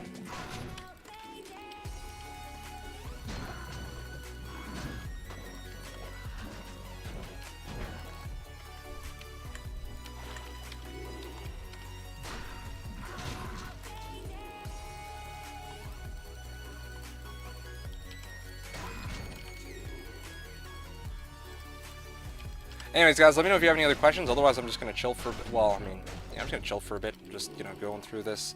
Just going to be farming. I don't know, if you guys have other questions about next season, that'd be fun. The other thing, too, I need to work out for next season is what build I'm going to transition over into. And this is probably something I'm going to have to decide when the next season rolls around, because, yeah, at the moment... Yeah, I don't need that. Because at the moment, I'm not really... You know, there's still a lot of unknowns. There really are still a lot of unknowns that I haven't yet worked out. Well, actually not really, yeah, like what I'm going to be doing for next season, what build I'm going to be playing, I guess, and then, yeah, that's basically it, I realize. Oh, there you go, this is a really good question about, like, Hammerdins. So, Aelin, this is what I'm going to say. I respect Hammerdins because of how strong they are, I also like to recommend Hammerdens to newer players who want an alternative to a Sork. However, I personally do not like playing as a Hammerden. I also don't really like Hammerden as a build. I just don't really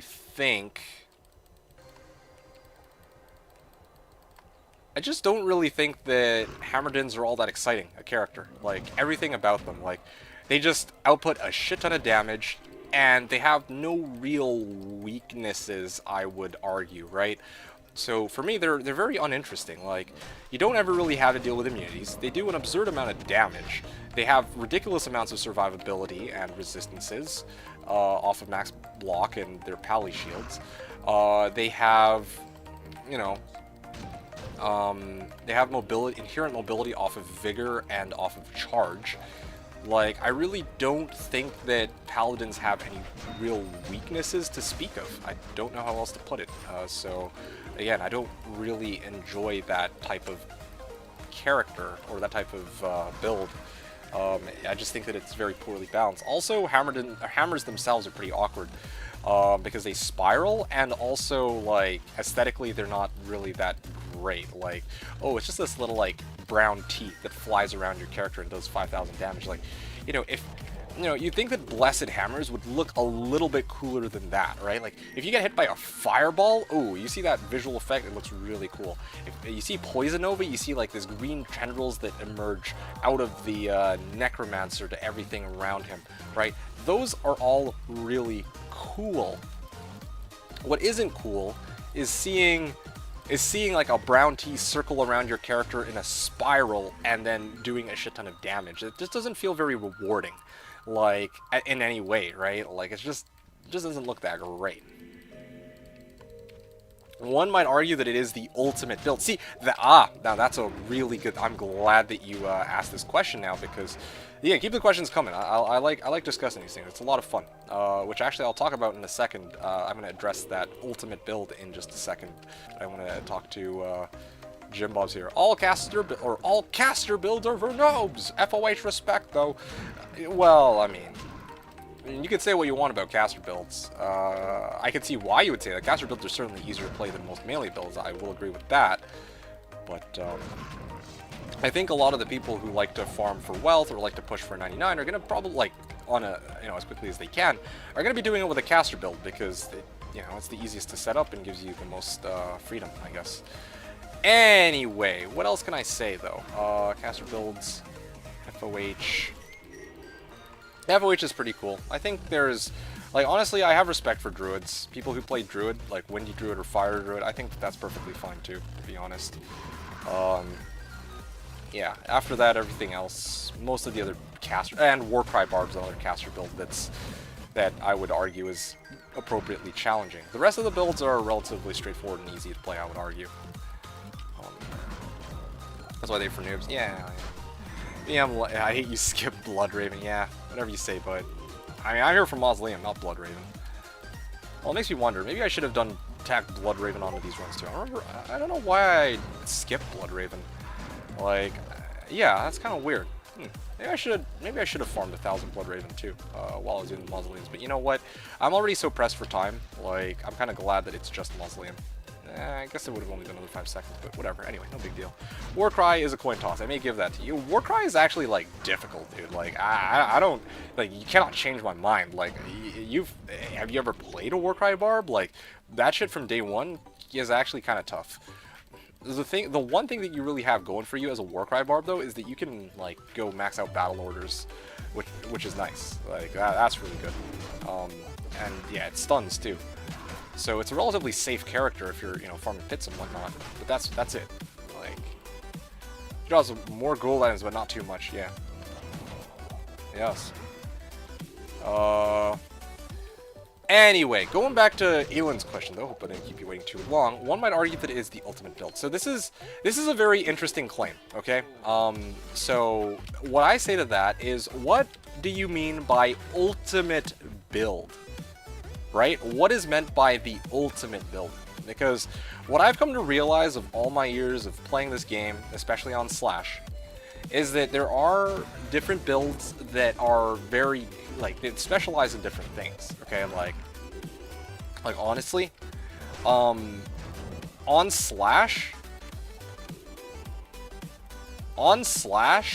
not many people play Hammerdens because they kind of have, like, they have an insane amount of damage, but you don't really need that insane amount of damage on Slash because you're mostly just doing P1 farming, right? If we're talking vanilla, then yeah, Hammerdens were probably just about the most versatile character alongside the Lightning Sorceress. But here's the thing, they were kind of a jack of all trades, master of none, and it looks like I got a Guardian Angel off of this coffin, so that's pretty good. Casket here. 950 coffin. G Angel, 950 coffin. And what was the ED roll on it? 188 ED, G Angel. Alright, great, awesome. As stated, high damage, almost no issues with immunities, high survivability, etc. That's true. That's true. They are nigh unkillable, and they have high damage. But they're definitely not the fastest build. That's why when we say ultimate, we gotta define actually what ultimate means. And I'm not even talking about like how fun the build is to play or anything like that. Just talking strictly in terms of how good it is at farming specific areas. It simply, there's no area that a Hammerden can farm faster than any other character on P1. Like pits, no bueno. Like, there's tons that'll clear out pits faster. AT, again, you're never gonna farm fucking AT with a Hammerden. Who are we kidding, right? Throne Room, they're blocked off by Wave 2. WSK, they're beaten out by Poison Necro. Chaos Sanctuary, they're beaten out by Lightning Sork on Seal Glitch, right? So I'm a little bit skeptical of the claim anytime I see that it's the ultimate build, because for a long time, yes, I would have told you, like, I've been at this point where I've been like, yeah, the Hammerden has everything. But again, it's a jack of all trades, it's master of none. It doesn't specialize in chaos compared to a 200 FC, even a 105 FCR Lightswork could do it faster. But, you know, 200 FCR Lightswork would completely blitz a Seal Glitch Chaos faster than a Hammerden ever can. You know, and most of these other areas, like WSK, Throne, Pits, they're gonna be beaten out by Poison Necro, believe it or not. Like, imagine trying to beat a Poison Necro P7 Pits with a Hammerden. It's just not gonna happen, right? And also, as a Necro, I think you also have the added bonus of having Corpse Explosion, so you can actually max out on MF2 while you're at it, right? Like, there are some advantages to playing these builds. So yeah, like as a Hammerden, you will pretty much never die. You can farm pretty much anywhere, but you just can't do those places particularly well, or as quickly as other builds. So that's kind of my 2 cents about it. But again, I see where people would go with the ultimate build. I'm not gonna disagree. I just want to like look at the flip side too, which is that, yeah, for people like me who sometimes will like try to min-max farming in certain areas, obviously this is not me min-maxing farming areas, but yeah, we would probably not be using a Hammerden for that, or like a Paladin for that. Let's assume we both played everything and achieved all things Diablo 2, including obtaining every item. Warcry Barbarian, I'll say almost on par with FOH. Alright, that's what I like to hear. At the end of the day, though, I'm not judging. If people play, caster build, no big deal. Except for Blizzsork, which I'm playing next season. Anyway, yeah. Items find MF Barbarian, my favorite. Okay, so I don't like this name. Okay, I actually don't like it when people call it an item find barbarian. Let me explain why. Again, like, you can call it an item find barbarian, like, it's all good, but let me explain why the name's a little bit silly in my opinion. I feel like calling it an item find barbarian is a little bit silly because pretty much every barbarian is going to use find item, right? If you're a Pitzerker, you're probably going to use Find Item. If you are a Frenzy Barb, you're probably going to use Find Item. If you're a Whirlwind Barb, you're probably going to use Find Item. If you're a Throw Barb, same story. I don't think that there is a single Barbarian build out there that wouldn't want at least 1 point into Find Item. And I guess even if you max out whatever bit, like here's the thing, right? Usually if you're making a barb, your points are going to go something like 20 bow, what the fuck, 3 runes back to back, but no high runes. Anyway, when you're playing a barb, your bill is probably going to look something like 20 shout, 20 battle orders, and then like, you know, you're going to try to max out one of the masteries for whatever weapon you're using, and then the rest of your points are simply just going to go into your into whatever skill you're going to be using as your main killing tool, right? Yeah, you could dump 20 points into Find Item, but you don't usually need that many points. Like, you're basically, that's the difference between often going from like 58% chance to find items, like 59% find items, which I just, you know, if you're making a pure Find Item Barbarian, you're not going to have, like, where else are you going to put your points, right? At the end of the day, it's going to be a Barbarian that has Find Item as one of its skills, but it still needs something to combo that with. Like, it needs to have something to combo that with to get kills. Like, I guess you could just go 20 points Find Item, and then, but then, yeah, like, after that, you got 80 points remaining. Like, where does it go? Like fundamentally, like, it's just weird. I don't know. Am I making sense here? Like, I kind of worded it very poorly, but I guess just what I'm trying to say is it's, Find Item isn't, like, you can't really base a build around Find Item, or like a unique build around Find Item, because it's not really a killing tool, and it's a build, like, it's a skill that every barb already inherently uses. So every barb is technically already an item find barbarian.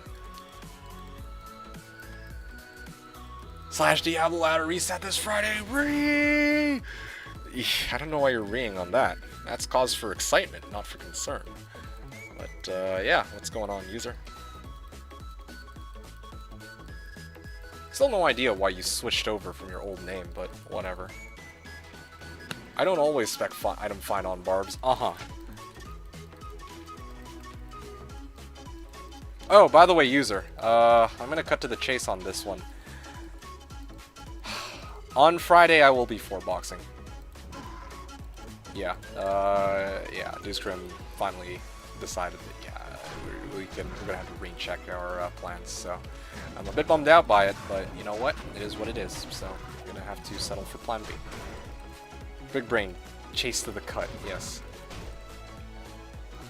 Okay.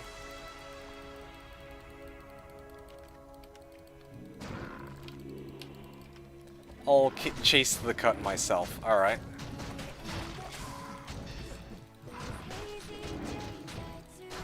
Well, I mean, I was cutting to the chase mainly because I know yesterday, I think, you were expressing interest in actually watching me 4-box, so. I'm going on a date tomorrow, just met somebody.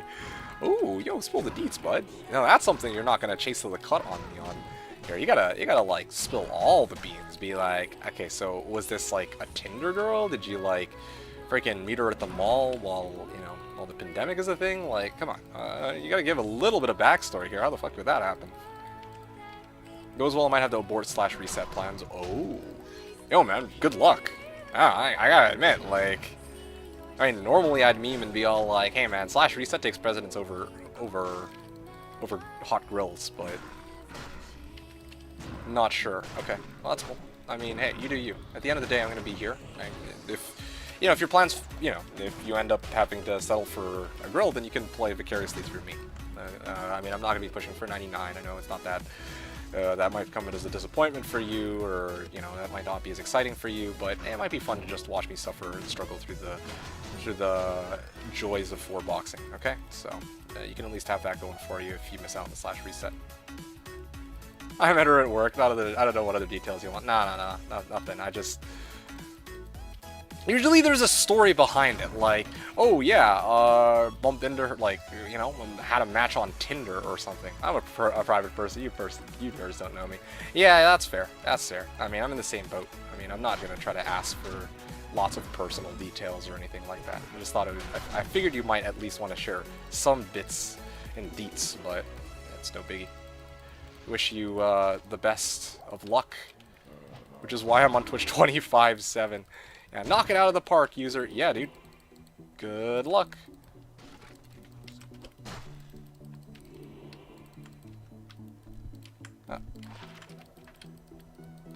Don't Tinder or do any kind of dating stuff normally. Normally. That's good. That's good. Yo, that's fucking awesome. That was... You know, to be honest, when you said, oh, well, I'm gonna chase to the cut, I thought what you were gonna say is like, you know, maybe like you got diagnosed with like COVID or something really terrible like that. My mind automatically jumps to the worst conclusion, I think, in such situations. But it's nice to hear that that's actually good news, or it's in quotes good news for why you're not.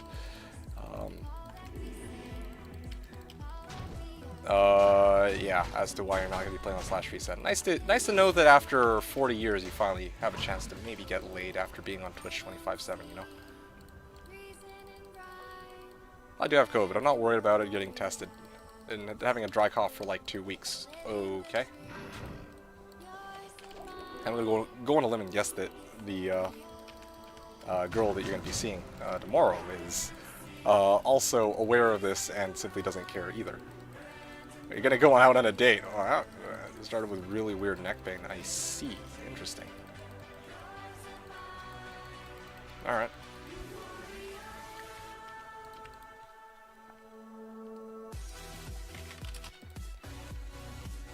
This isn't Minecraft, COVID as that rail.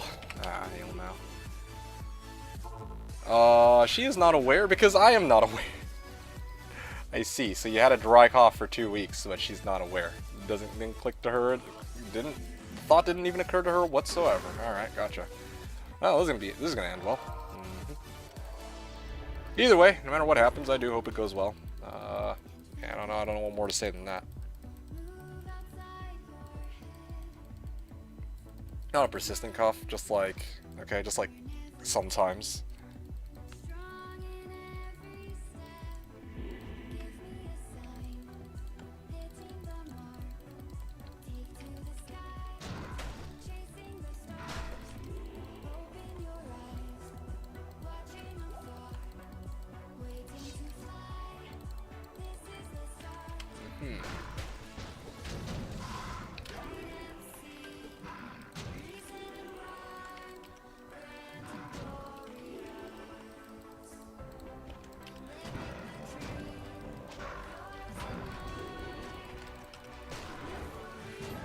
Anyway, but yeah, alright, good shit.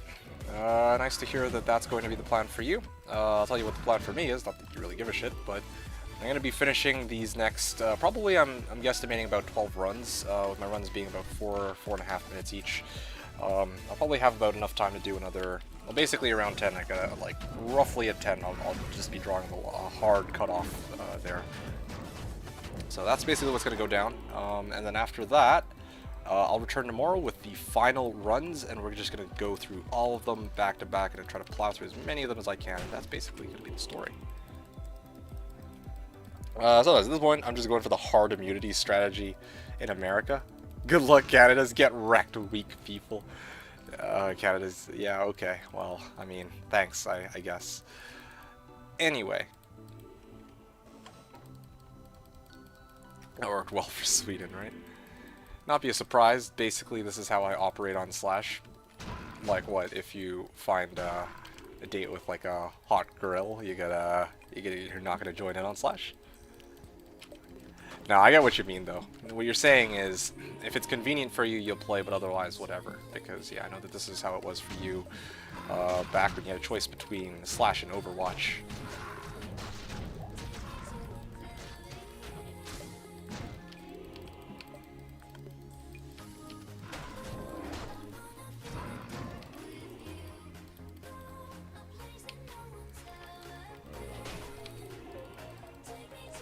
Something like that, I don't know. Okay.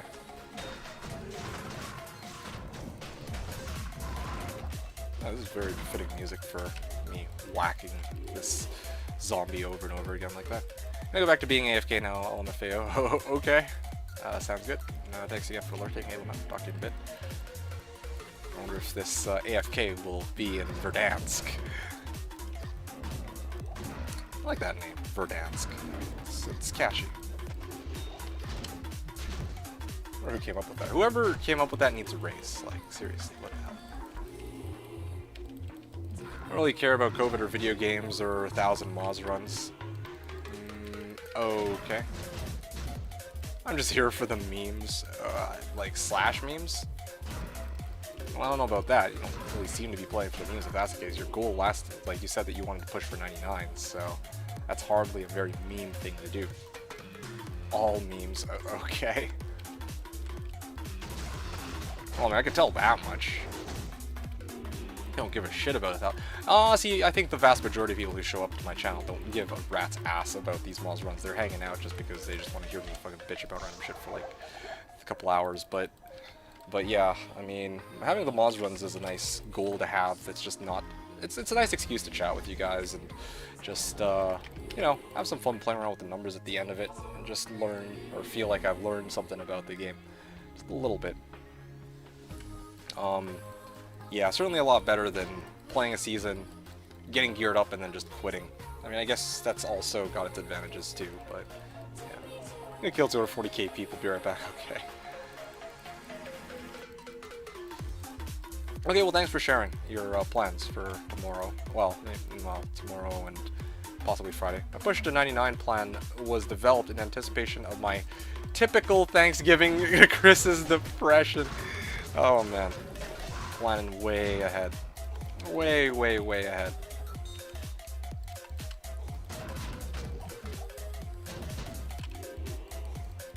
Planning way ahead. You know yourself too well. But no, I do think, yeah, maybe this Thanksgiving, this Christmas, you won't be as lonely? Question mark? Smiley face? Hopefully. I don't know. Son of a die already. Okay, yes. Plan was to hide inside for 3 weeks. Okay. And not work or do anything?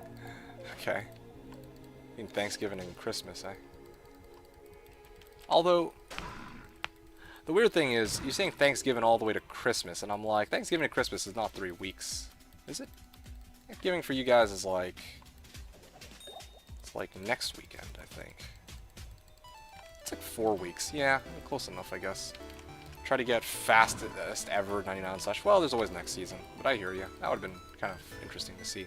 Although, of course, you would have probably needed some other person to help you with Players 8. I mean, I guess you could, theoretically, just straight up do it on Players 4, but knowing you, you probably want to try and, like, min-max it, so you'd probably need other people. Or at least some other people to try and 2-8 with. You don't need help.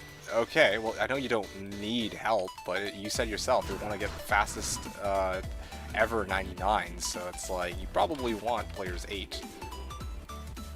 I mean, good for fucking you. You know, congratulations. You don't need somebody else to do 2-8 with, I guess, but at the end of the day, you're not doing it optimally then if you're not trying to ask somebody else for help, Mr. Oh, I want to push for the fastest 99 ever. You're already willing to go, you're already planning to go Sork over Paladin or Hammerden, even though for you Sork is fucking more boring than Hammerden, and then it's like, oh, but nah, I don't feel like 4-1ing.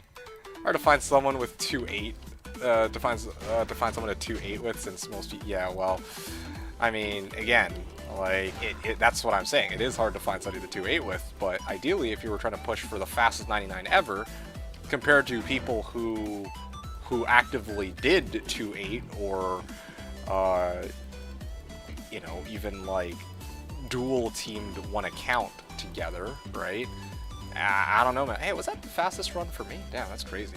Is that really it? There's no way. That's fucking crazy. Anyway, there's just, yeah, I mean, good luck. You want to push for fastest 99, but you're not going to try and 2-8 it? Well, I'm curious about that. Trying to kiss my ass and boost me. You just sound salty that you don't have anybody to give you a hug, my man.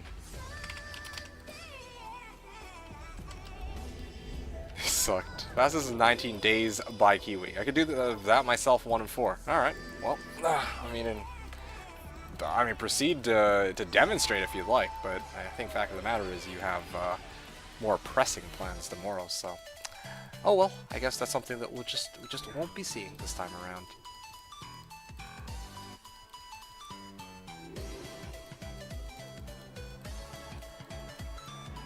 Anyway, but yeah, I mean, that would be fun to see, actually. If you could actually break 19 days, just 25-7ing,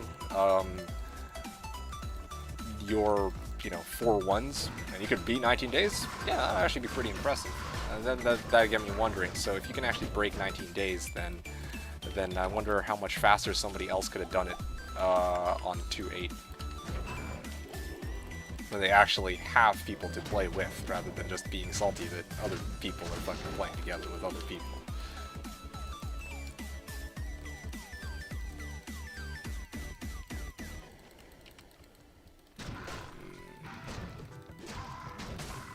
Competent teams on BNet got 99 in 11 days? Yeah, that's pretty cool actually. 11 days, huh? 19 days with teaming is a joke.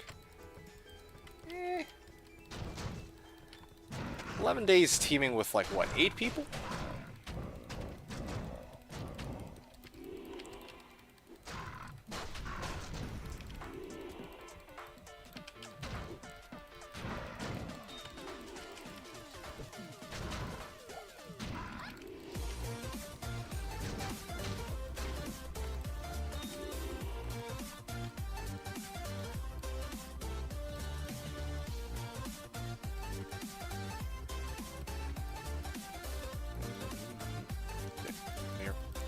I don't know how many people. Okay, well that's interesting. Because yeah, like from what I've seen, the people who are doing the 2.8s, like people who are actively like working together to get one character to 99. I only know of one instance of this, and that's Guznarg's barbarian named Duo. Guznarg and I think it was M81, was it? Anyway, when those two worked together, I think they were able to do it in like 23 days, which was at the time of the record. After that,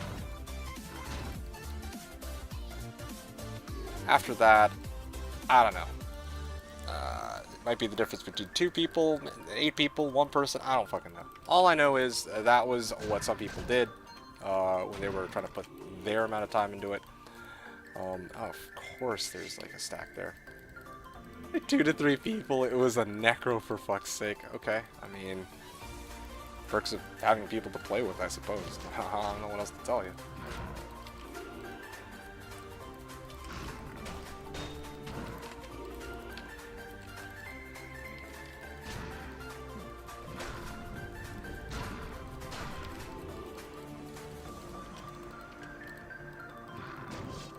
Fast 1 to 99 with 2.8 should be sub 200 hours.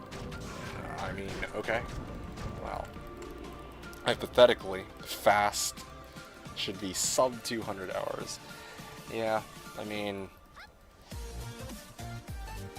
I'm not going to disagree with you, of course. I just don't think we've had anybody that has attempted a fast 1 to 99 with 2.8. Perfectly organized and account teams and account sharing, you could do it in 8 days. Okay, that sounds like a hypothetically cool scenario. Just before my tone one last time.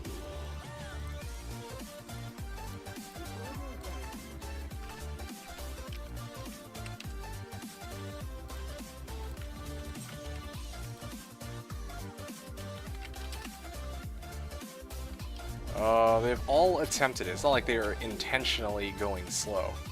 Okay. I mean, I don't know what to tell you. If yeah, I was gonna say, if you're just, you're basically just saying they suck. Okay, that's great. I mean, I guess, like, I don't know what more you want me to tell you. I guess, but you know what? Hey, man, if you think you can, I mean, the fact of the matter still stands. If you think you can beat 19 days, even without 2.8, hey, go ahead, prove me wrong. But the fact of the matter is, I don't think I'm gonna be proven wrong this time around. Not saying, no, I'm not saying that. Anyway, I just find it interesting that you're so quick to be all like, ah, yeah, man, freaking people like getting freaking babied in group play and all this shit, and I'm just like, yeah, I think it's fine to have people fucking playing with each other. That was all originally what I was trying to say. And I figured that even with 2-8ing that, yeah, that was what it took to get, like 19 days was what it took them to get to that point. But hey, if you think you can beat out 19 days with fewer than, like, well, not having a second person, hey, go ahead, prove me wrong. Very, very curious to see, or very intrigued to see that happen. That'll be fun to watch, or at least to watch the progress of. I think I lost my shrine on that curse just now.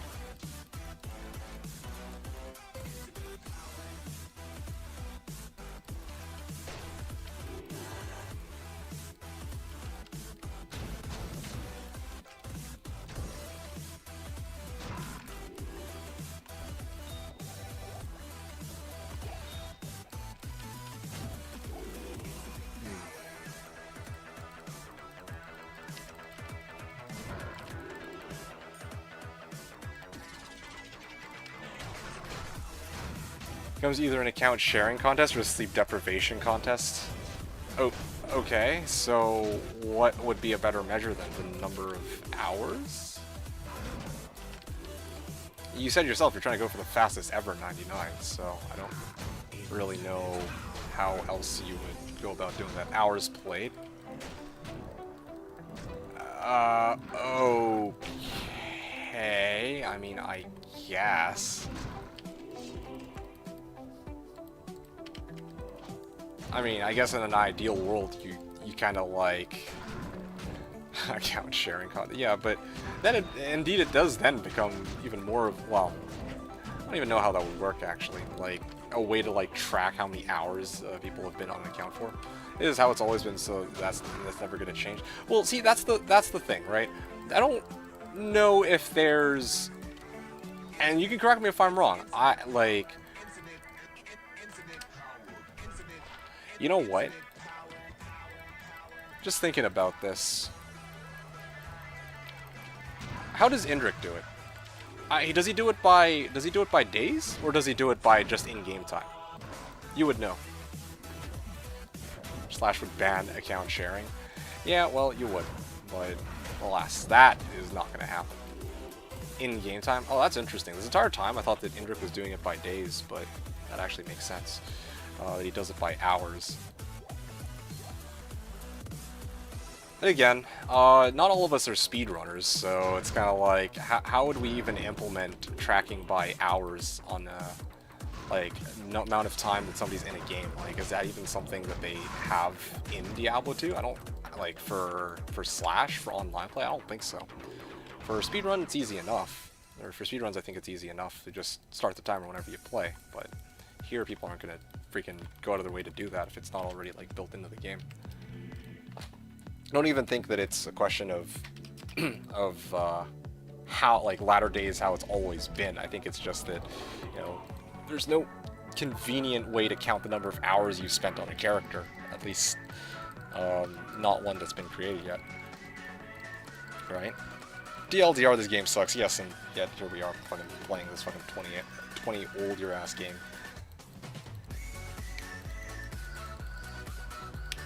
Going to uninstall? I mean, okay. Sure, go for it. Might give you some room to go and play some other things too on the side, you know? Like Project Diablo 2, POD 2, you know? The good old classic. Or Among Us. Here, Among Us is pretty good.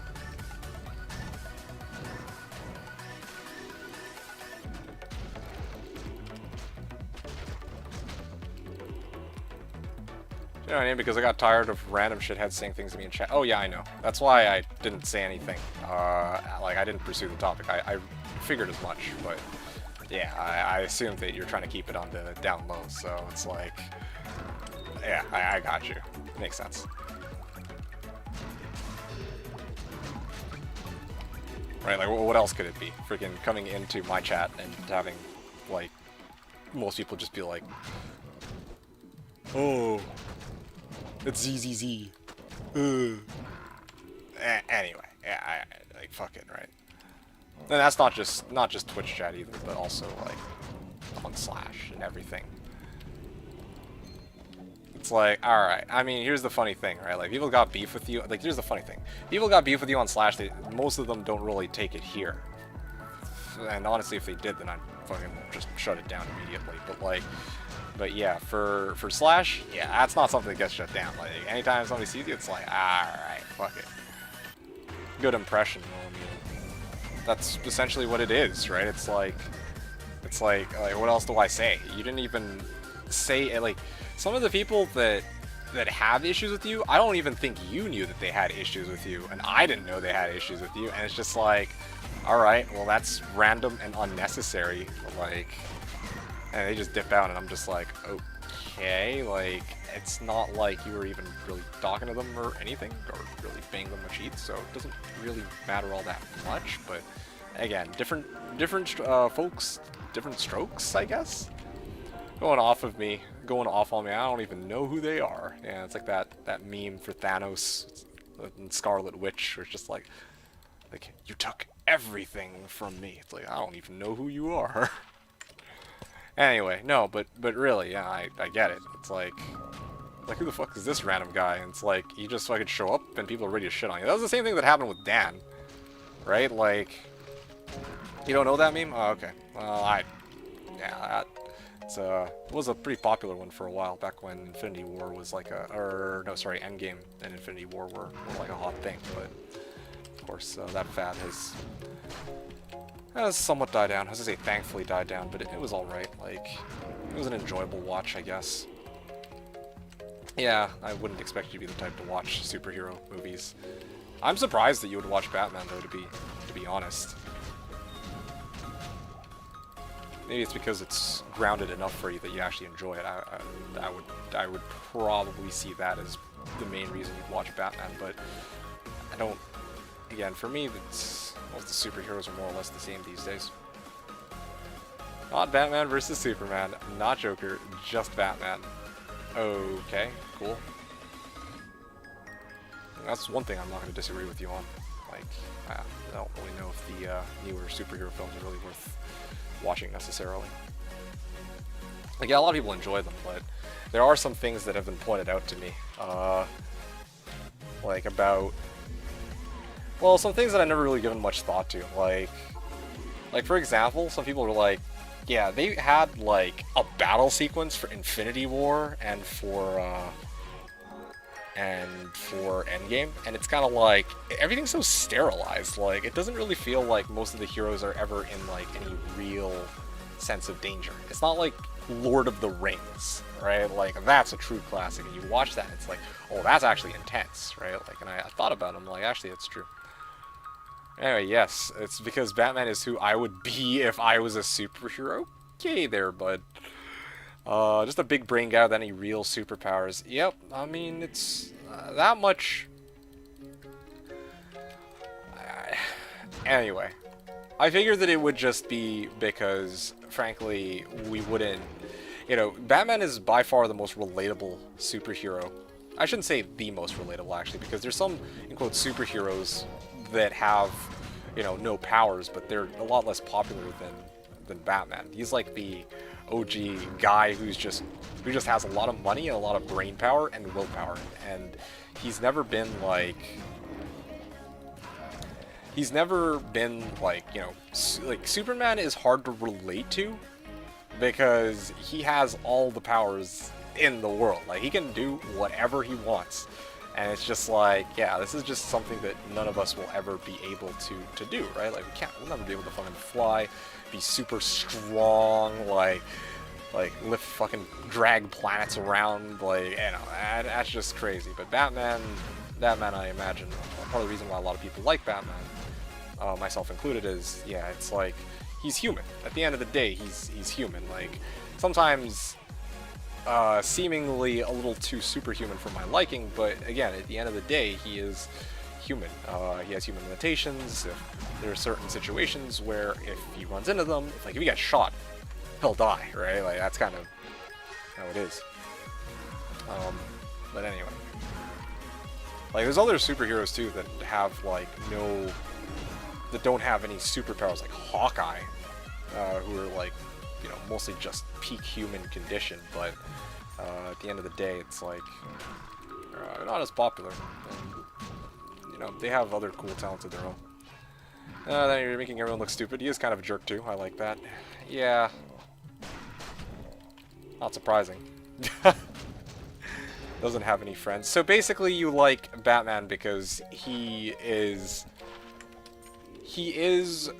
as close to you in terms of personality and approach as you could possibly get on any available superhero. Well, any existing superhero, I guess. Anyway. Yeah, okay, that makes sense. Besides that, though. What else? Yeah, you were saying... Yeah, so going back to what we were originally talking about, though, yeah, there were... Like, this was this... Yeah, like, there's a lot of people who go off on you in chat without even really knowing who you are. They just listen to, like, oh, yeah, this is what other people told me about you, and it's like, okay, so you're just gonna trust what other people have said about me and not really form it. Like, this was a problem that Dan ran into a lot, or has run into a lot, actually. And he doesn't give a rat's ass about it. He doesn't give a shit, but it's like... Yeah, like, sometimes he'll just be in chat, and it'll be like... He'll say something like, oh yeah, I gotta make a trade for this. And then some random dude will be like, oh look, it's the shithead of Slash. And I'll be like, what the fuck? Who are you even? Like, you freaking gonna say this shit to me? And, you know, like, I've never even seen you before in my life. And it's like, what the hell? So you got random people who you've never seen before just shitting on you in chat when you're just trying to, like, do your own shit. And it's kind of like, well, what the hell? Like, yeah, you could just ignore it, but it's kind of like, it's just kind of annoying. It's like, at that point, why would you ever want to be on chat channel? Talk to anybody. Anyway.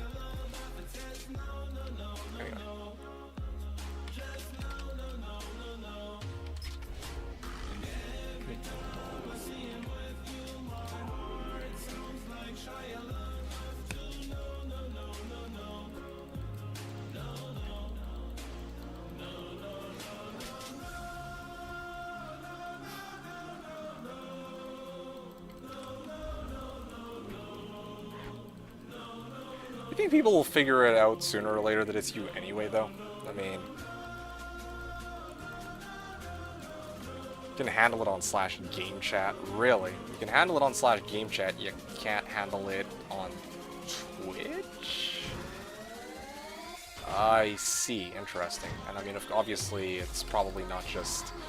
Obviously not just my channel, but there's probably tons of people that you would have gotten into knowing you. You would have gotten into like, oh, yeah, I got into a scuffle with this dude, tried to tell him that he's wrong and this is why, and he didn't accept it, and I insist I'm right because that's what matters more to me than actually trying to just leave it be and say, okay, you know what, the fuck it, dude, you know, like, basically, the way you are, you're confrontational enough that you would have probably pissed off enough people that when they see ZZZ, they'll be like, because they're, yeah, they recognize that name, they're just gonna be like, oh, it's this fucking douchebag, basically, right?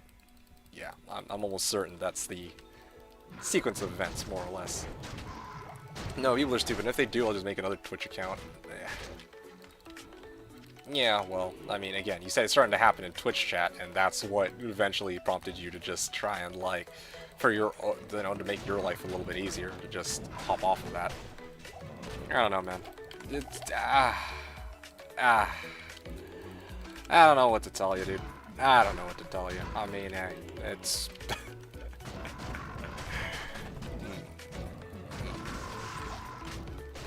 Well, that's life for you. It's people. Although, frankly, I'm not even going to try and pretend I'm exempt from this either. Oh, yeah, Twitch is a dumpster fire, but you're fucking part of the dumpster fire, evidently. Like, you're here, right now.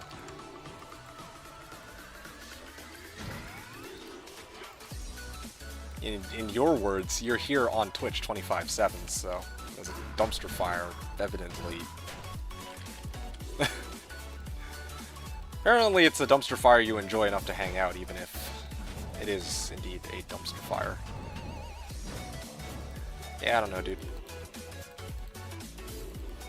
That's one of the reasons why I realize, like, I can't. This is just something that I would never want to go full-time with. Like, I can't imagine doing this. Like, some people do this full-time streaming shit as their job and whatnot. Even, like, 3 days a week, dude. Like, yeah, I stream, like, multiple days a week during the reset weeks when I actually have time and shit like that. Okay, great. But it's not like I'm dying to freaking... oh, man. I don't even know where to begin. Yeah, morale, okay.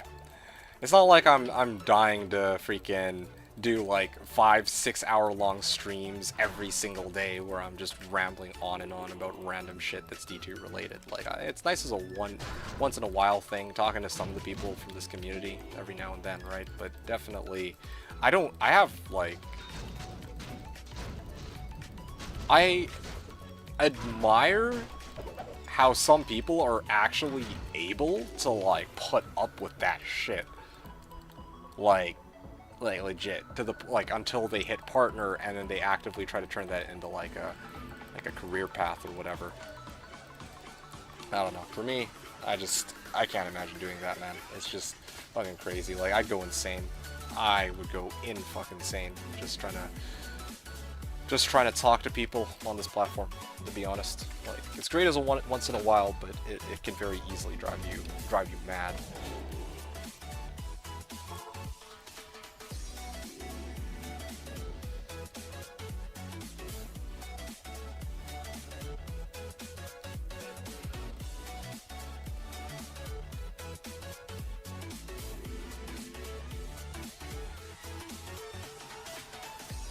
Anyway, it's all good. Got 5 more runs to do, I think. No, actually, I think I might be able to squeeze in more than 5 runs. I have, what, 30 minutes or so? Yeah, let's see. Let's head top left first, I guess. So I have about a half hour. These runs are about 4.5 minutes each. Let's say just 5 minutes. I have room for about a little over 6 runs. Okay. All I would know is I would never want to stream. Yeah, I thought I had asked you about this. Hey, look, an ogre mall. Nice. I thought I had asked you about this a while ago, why you didn't want to stream.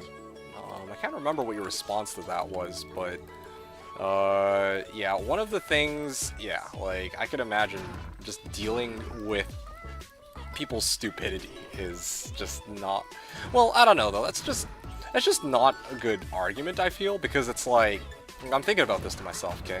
Right? I'm not saying that's what you said or anything. I'm just thinking about this. Like, if you're on Twitch chat all the time, you're gonna be dealing with people from Twitch chat no matter what. Like, you're not gonna be able to escape people saying dumb things, no matter whether you're a streamer or a non-streamer or what, really. So, I don't know.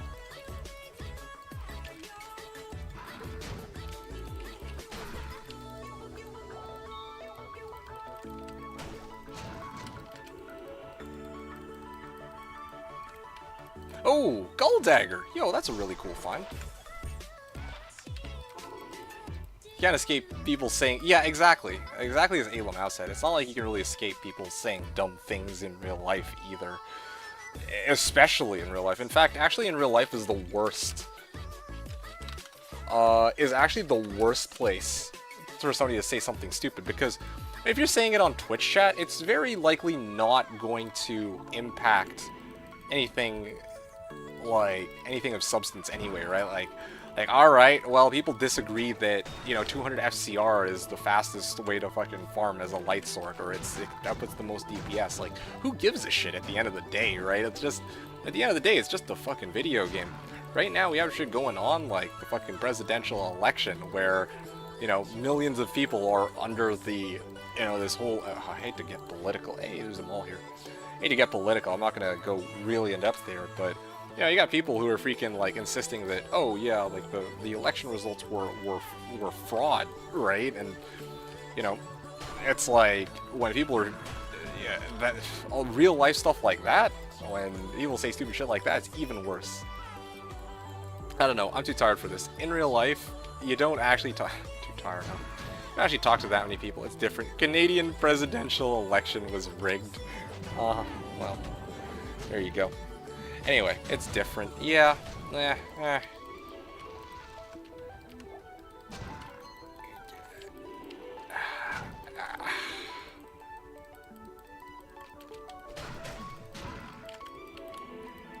I mean, the closest I can agree with on this one is that when you're in real life, it's hard to, you know, you tend to meet, well, you tend to hang around more people who are like-minded to yourself. So it's like, you got if you got people who are freaking like, who are really fucking stupid, they're probably not gonna last a very long time in your, in like your main group of like connections.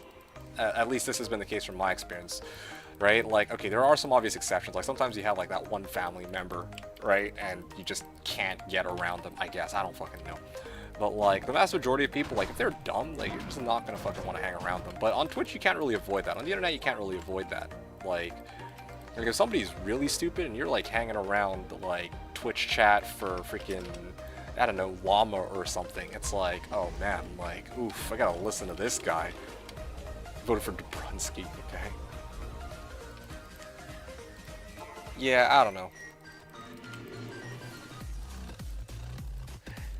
At the end of the day, when it comes to streaming though, like, again, you said yourself you're too tired for this. I think that's just really the bottom line. Like streaming itself is tiring. Like, why would you want to subject yourself to this torture for no pay, or at least no substantial pay? Like, okay, even if you get partnered, you make a few bucks out of it.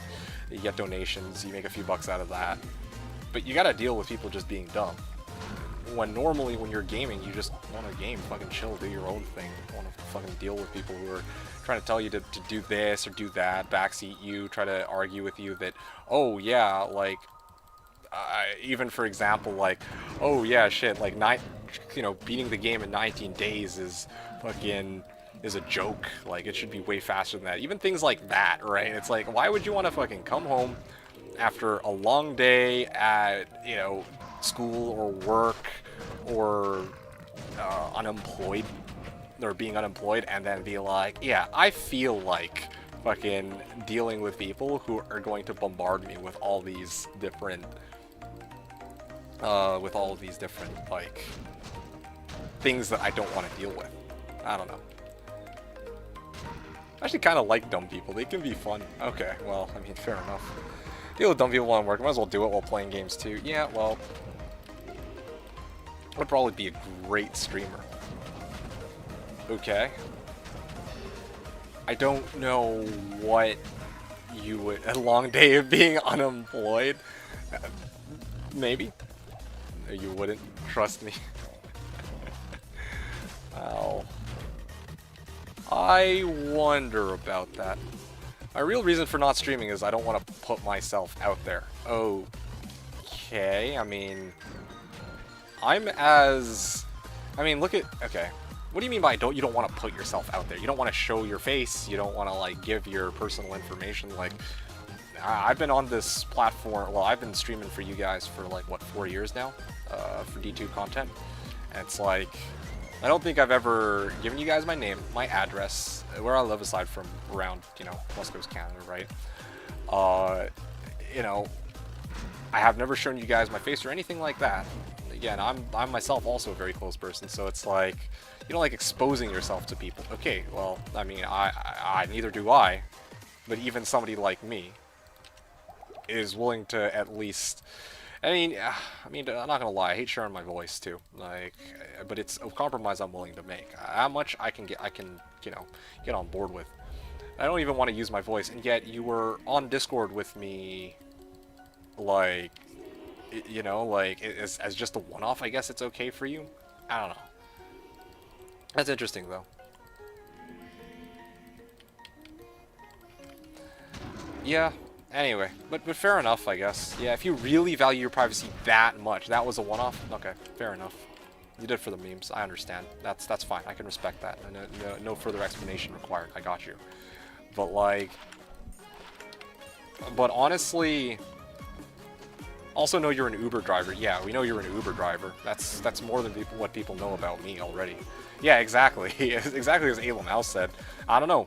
The most you guys know about me is that I fucking sell drugs on this. Oh shit! Sorry, I wasn't supposed to say that on stream. But like, yeah, well, right? Like,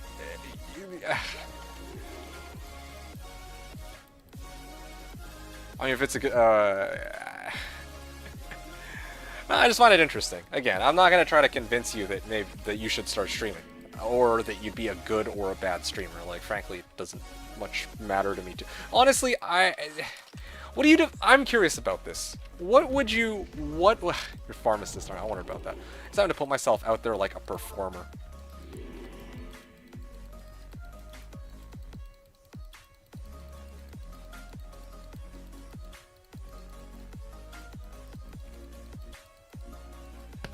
Like having to put on a show for people. I'm trying to like... I'm trying to make sense of this.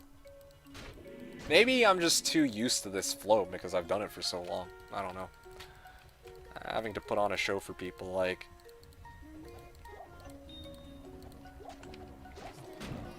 I don't like people watching me do things. Okay. Wants to be Shroud and not Tim the Tat, man. Oh, you just had to go there, Elamau. Alright.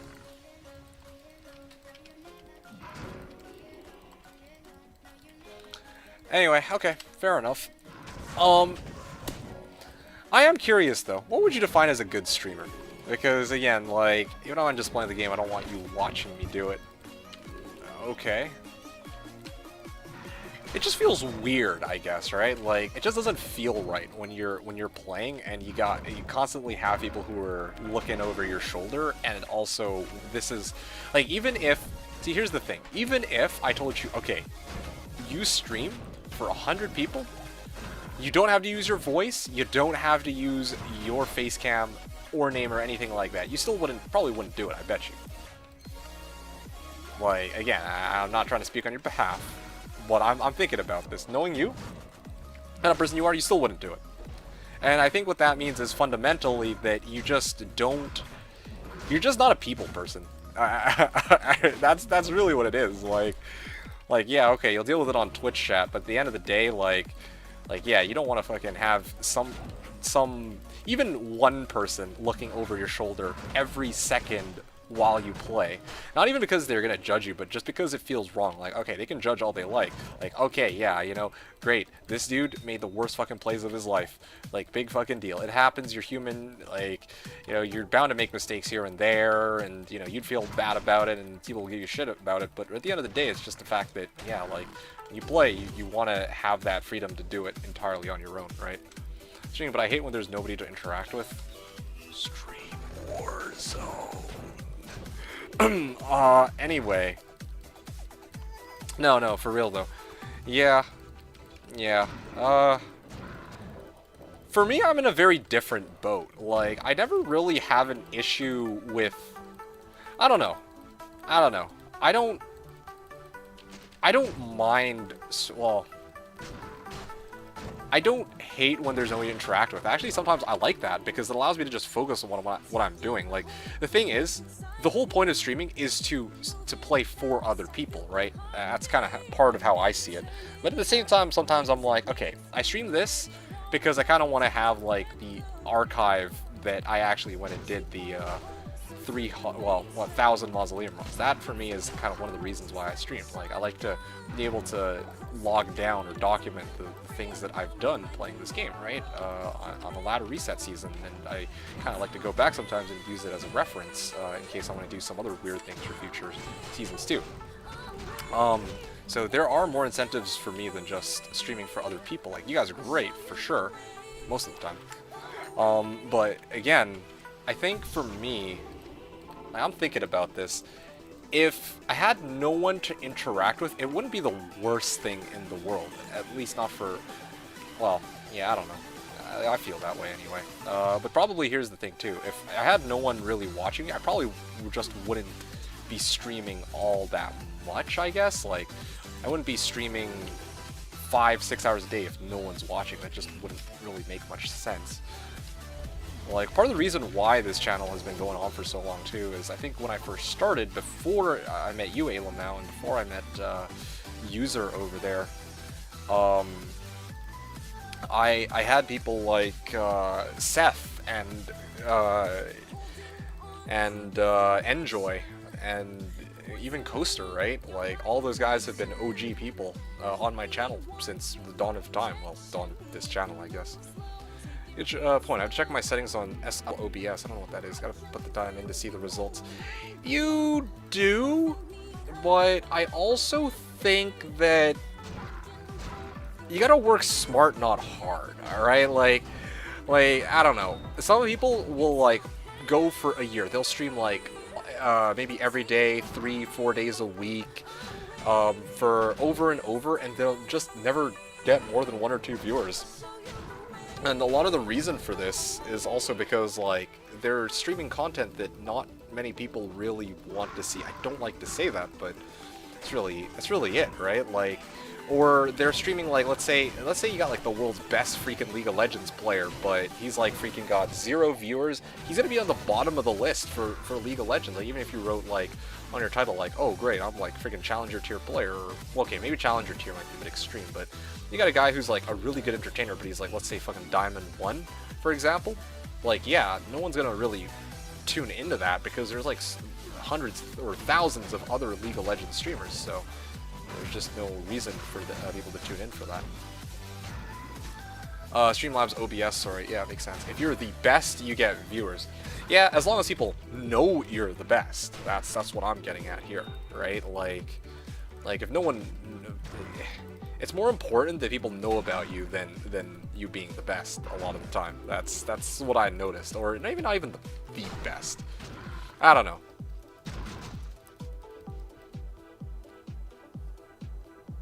That doesn't happen. Yeah, because, I don't know. Everyone knows I'm the best at D2. Yeah, clearly. You're the #1, dude. If the community of that game doesn't know you were the best, there's probably someone better than you. Or you're just not putting out content. Or, like, I don't know. It's kind of like D2, right? Imagine if you're the best D2 PvPer. Here's a great example. Imagine if you're, like, the best D2 PvPer in the world, whatever the hell that means. No one, and then you started streaming. Still, no one's really gonna watch your freaking content unless you actually take the time to like establish some viewer base somehow, right? You can't just get by with being the best and then be like, okay, yeah, I'm the best. I'm gonna start up a channel, and then now everyone's gonna watch me. Like, I feel like there's a little bit more work that goes into it than that. And besides that, like, even if we take the whole, like, oh, I'm the best out of the equation, like, a lot of people aren't the best, right? Let's be real here. 99.99999% of the people who play any game are going to be, like, you know, second rate, really. And it's like, yeah, at that point, probably you have to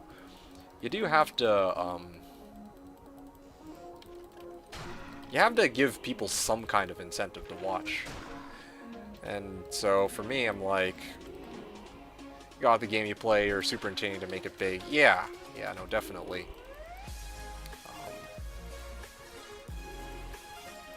Yeah, well, there is one other qualification, I suppose, but I dare not talk about that possibility as well.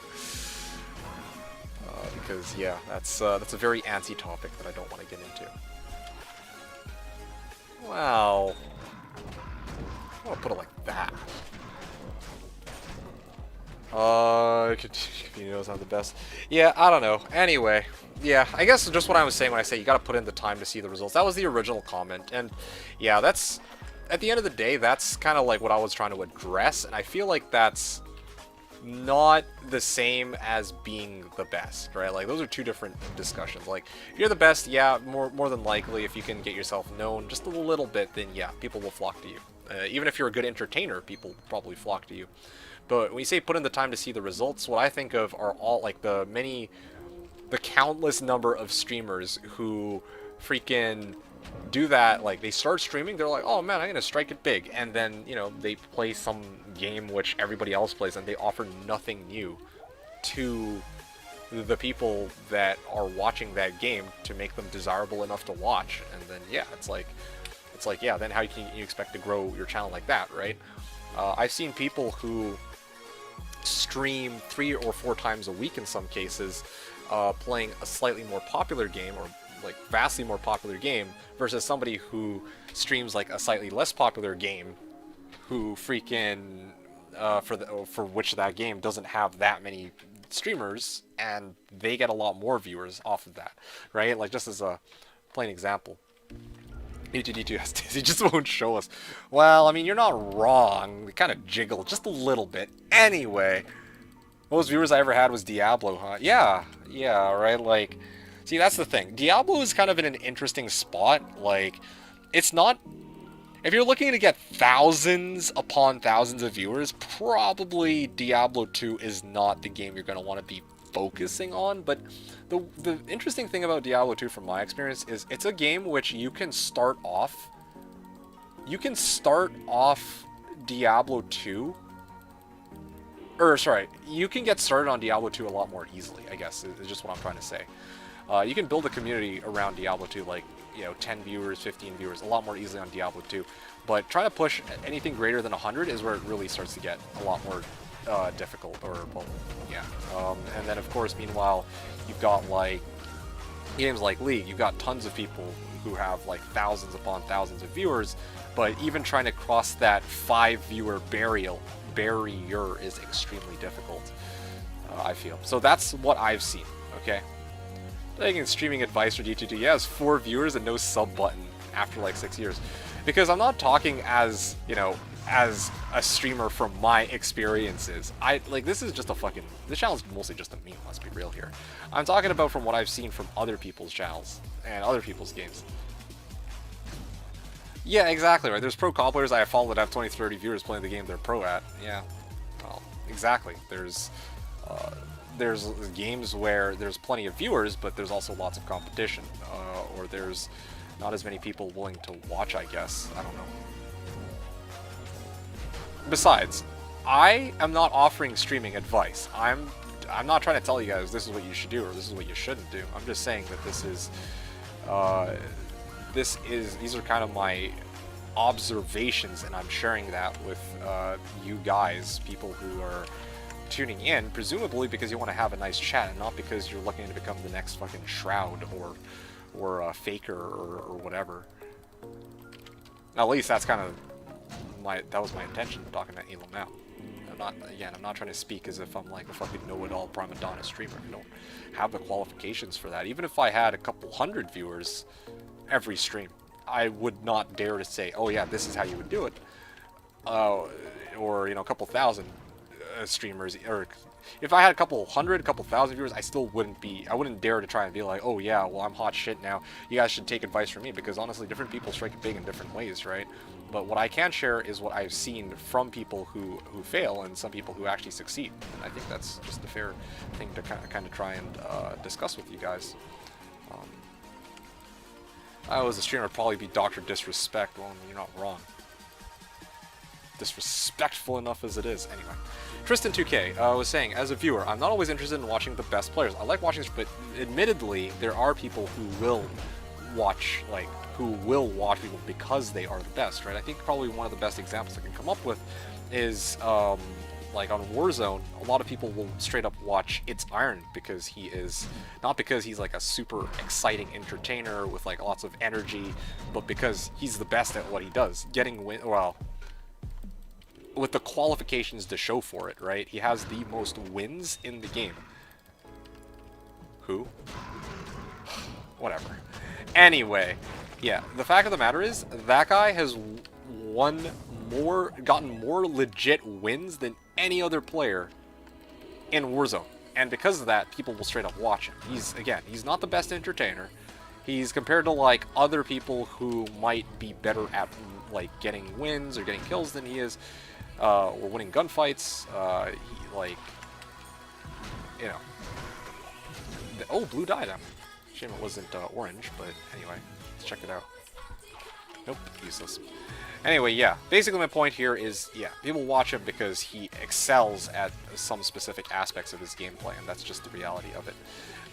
People like me, I'm not always here to watch the very best, right? Like, that's why I was telling Alamau, You know, if he streamed Warzone, I would actually stop by every now and then, because I would enjoy his entertainment value, because, you know, I know him, over somebody like Nick Merckx or Tim the Tatman, who I simply don't have any... Hey! Skulders! Nice!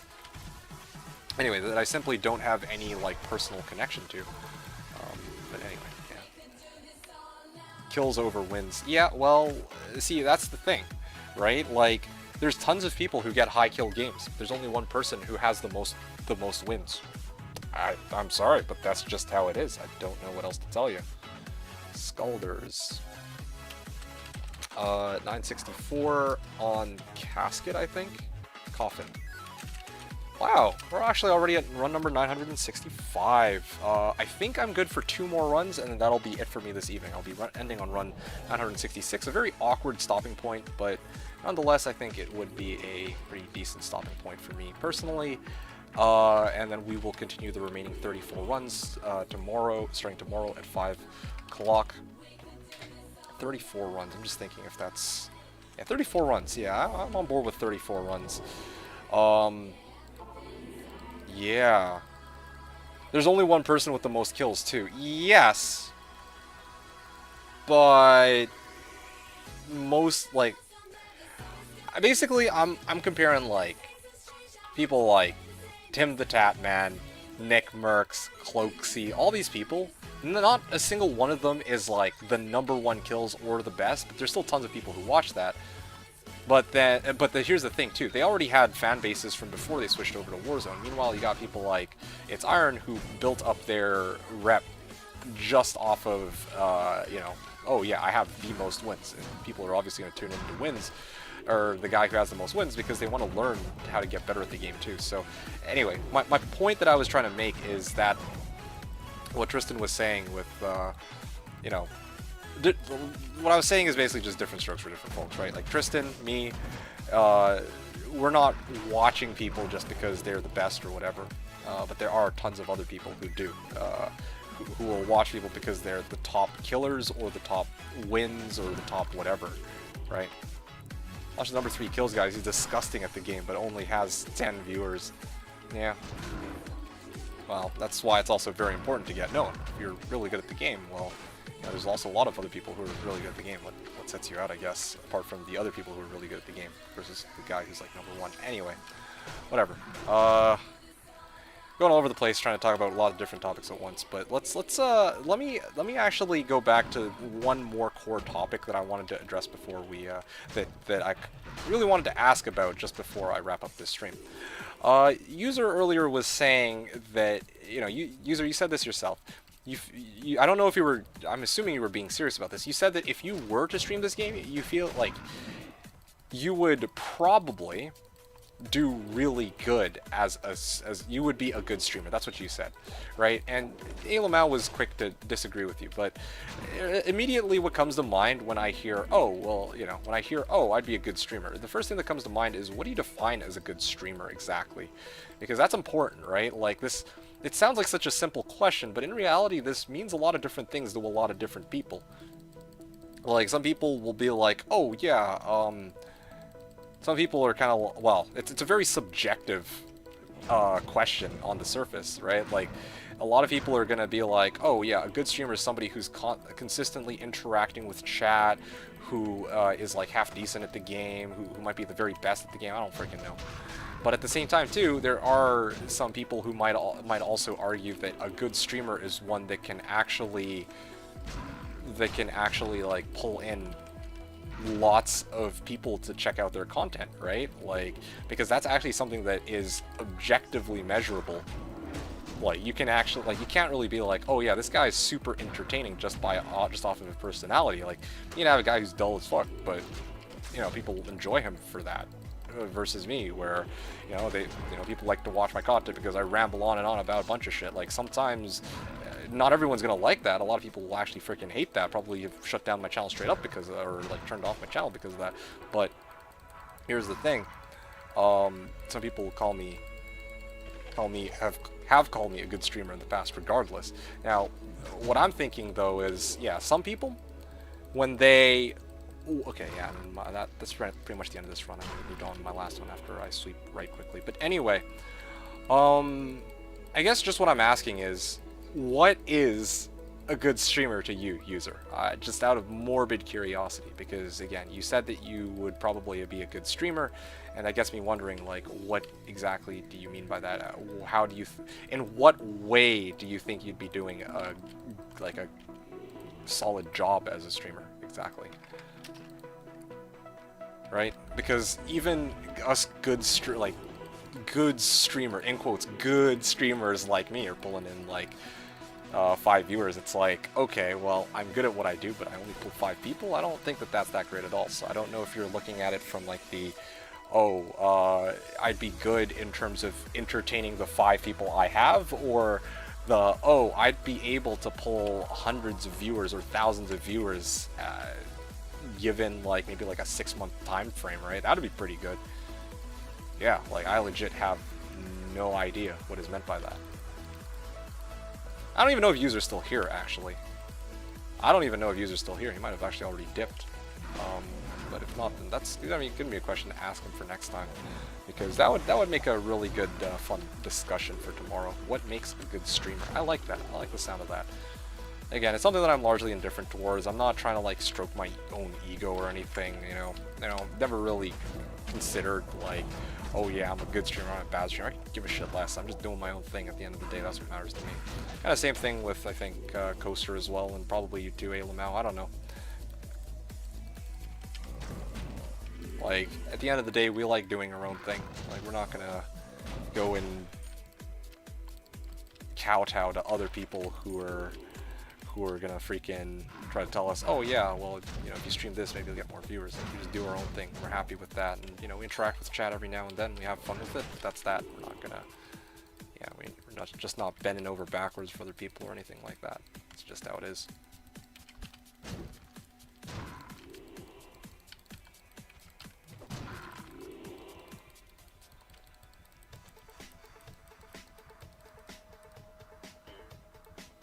Okay, let's double back here.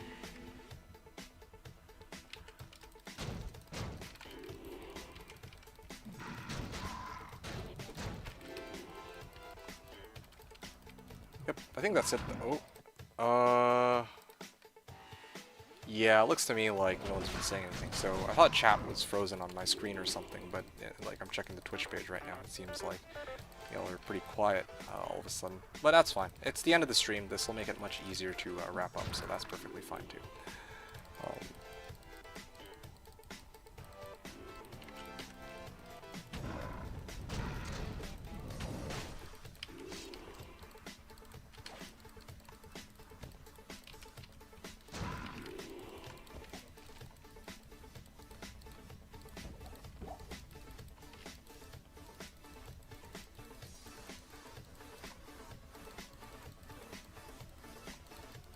Yeah, President Sleeper. Yeah, ZZZ indeed. Anyway, yeah, this is probably the last of it. What the hell? This might actually be a new record for me. 3 minutes and... oh, this is a really small mausoleum. This was after having to double back a couple times. 3 minutes and 10 seconds? I don't think I've ever actually had a mausoleum run that quick. I'm assuming that I've cleared everything. It's really bizarre. Let me just double check, because again, I don't want to... yeah, okay, good thing I went back and doubled up just to see if I missed any routes here. But yeah, no, I cleared everything on that side. Yeah, it's so weird. I'm not used to having ones that quick. Anyway, look, 10 o'clock. Alright, right on time. So, oh, okay, there's a small charm. Maybe it's a good one. I don't know. I think I'm just about done, though. That is going to be the conclusion of my runs for this evening.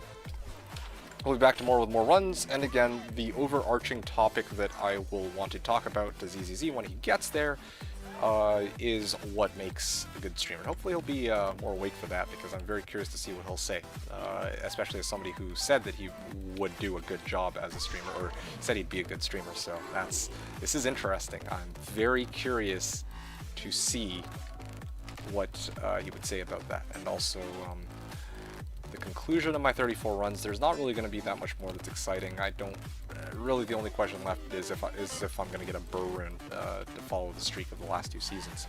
I just do some last minute runs and I get burr runes, but I just don't see it happening. Yeah, but this is basically it. This is going to be where I wrap up this evening. I hope you guys enjoyed this stream. As always, yep, I'm going to be hopping off now. Was able to get a nice 50 runs in, so that's really good. My remaining runs, I have 34 left. That should, yeah, I should be able to get all of those done tomorrow. Then just do a nice quick post run analysis, and that will be my stream tomorrow, prepping us, or taking us right into the final day, or well, that takes us right into the Slashdiablo ladder reset on Friday, which I'm also going to need to prep for later this evening by doing a practice run, one more practice run of simultaneous leveling 4-box on my own off stream. Okay, so if anybody's still around, I appreciate you guys hanging out. User was here along with Alamau and Tristan. You guys were the last ones I talked to. Pretty sure Hom3 Watcher is still lurking. I don't know who else is lurking, but otherwise, I think I will be signing off here. Hope you all have a great, lovely evening, and until I see you guys tomorrow, I will be raiding Coaster again, I think. Yeah, okay. I'm gonna raid Coaster. Thanks again, Alamau. Really appreciate you hanging out here and just chatting. It was a lot of fun. Hope to see you again tomorrow for the conclusion. And then, yeah, on Friday you'll get to see me struggle with 4-boxing. So hopefully that'll be exciting for you. Keep me posted with your adventures in Verdansk. Always a pleasure to hear your struggles in Warzone. But otherwise, this is where I'm going to be hopping off now. So once again, appreciate you guys all hanging out. Thanks everyone for watching. I will see you guys tomorrow. And yeah, that's pretty much it. Yeah, I botched that ending. Yeah, thanks everyone for watching. This is D2D2, signing out.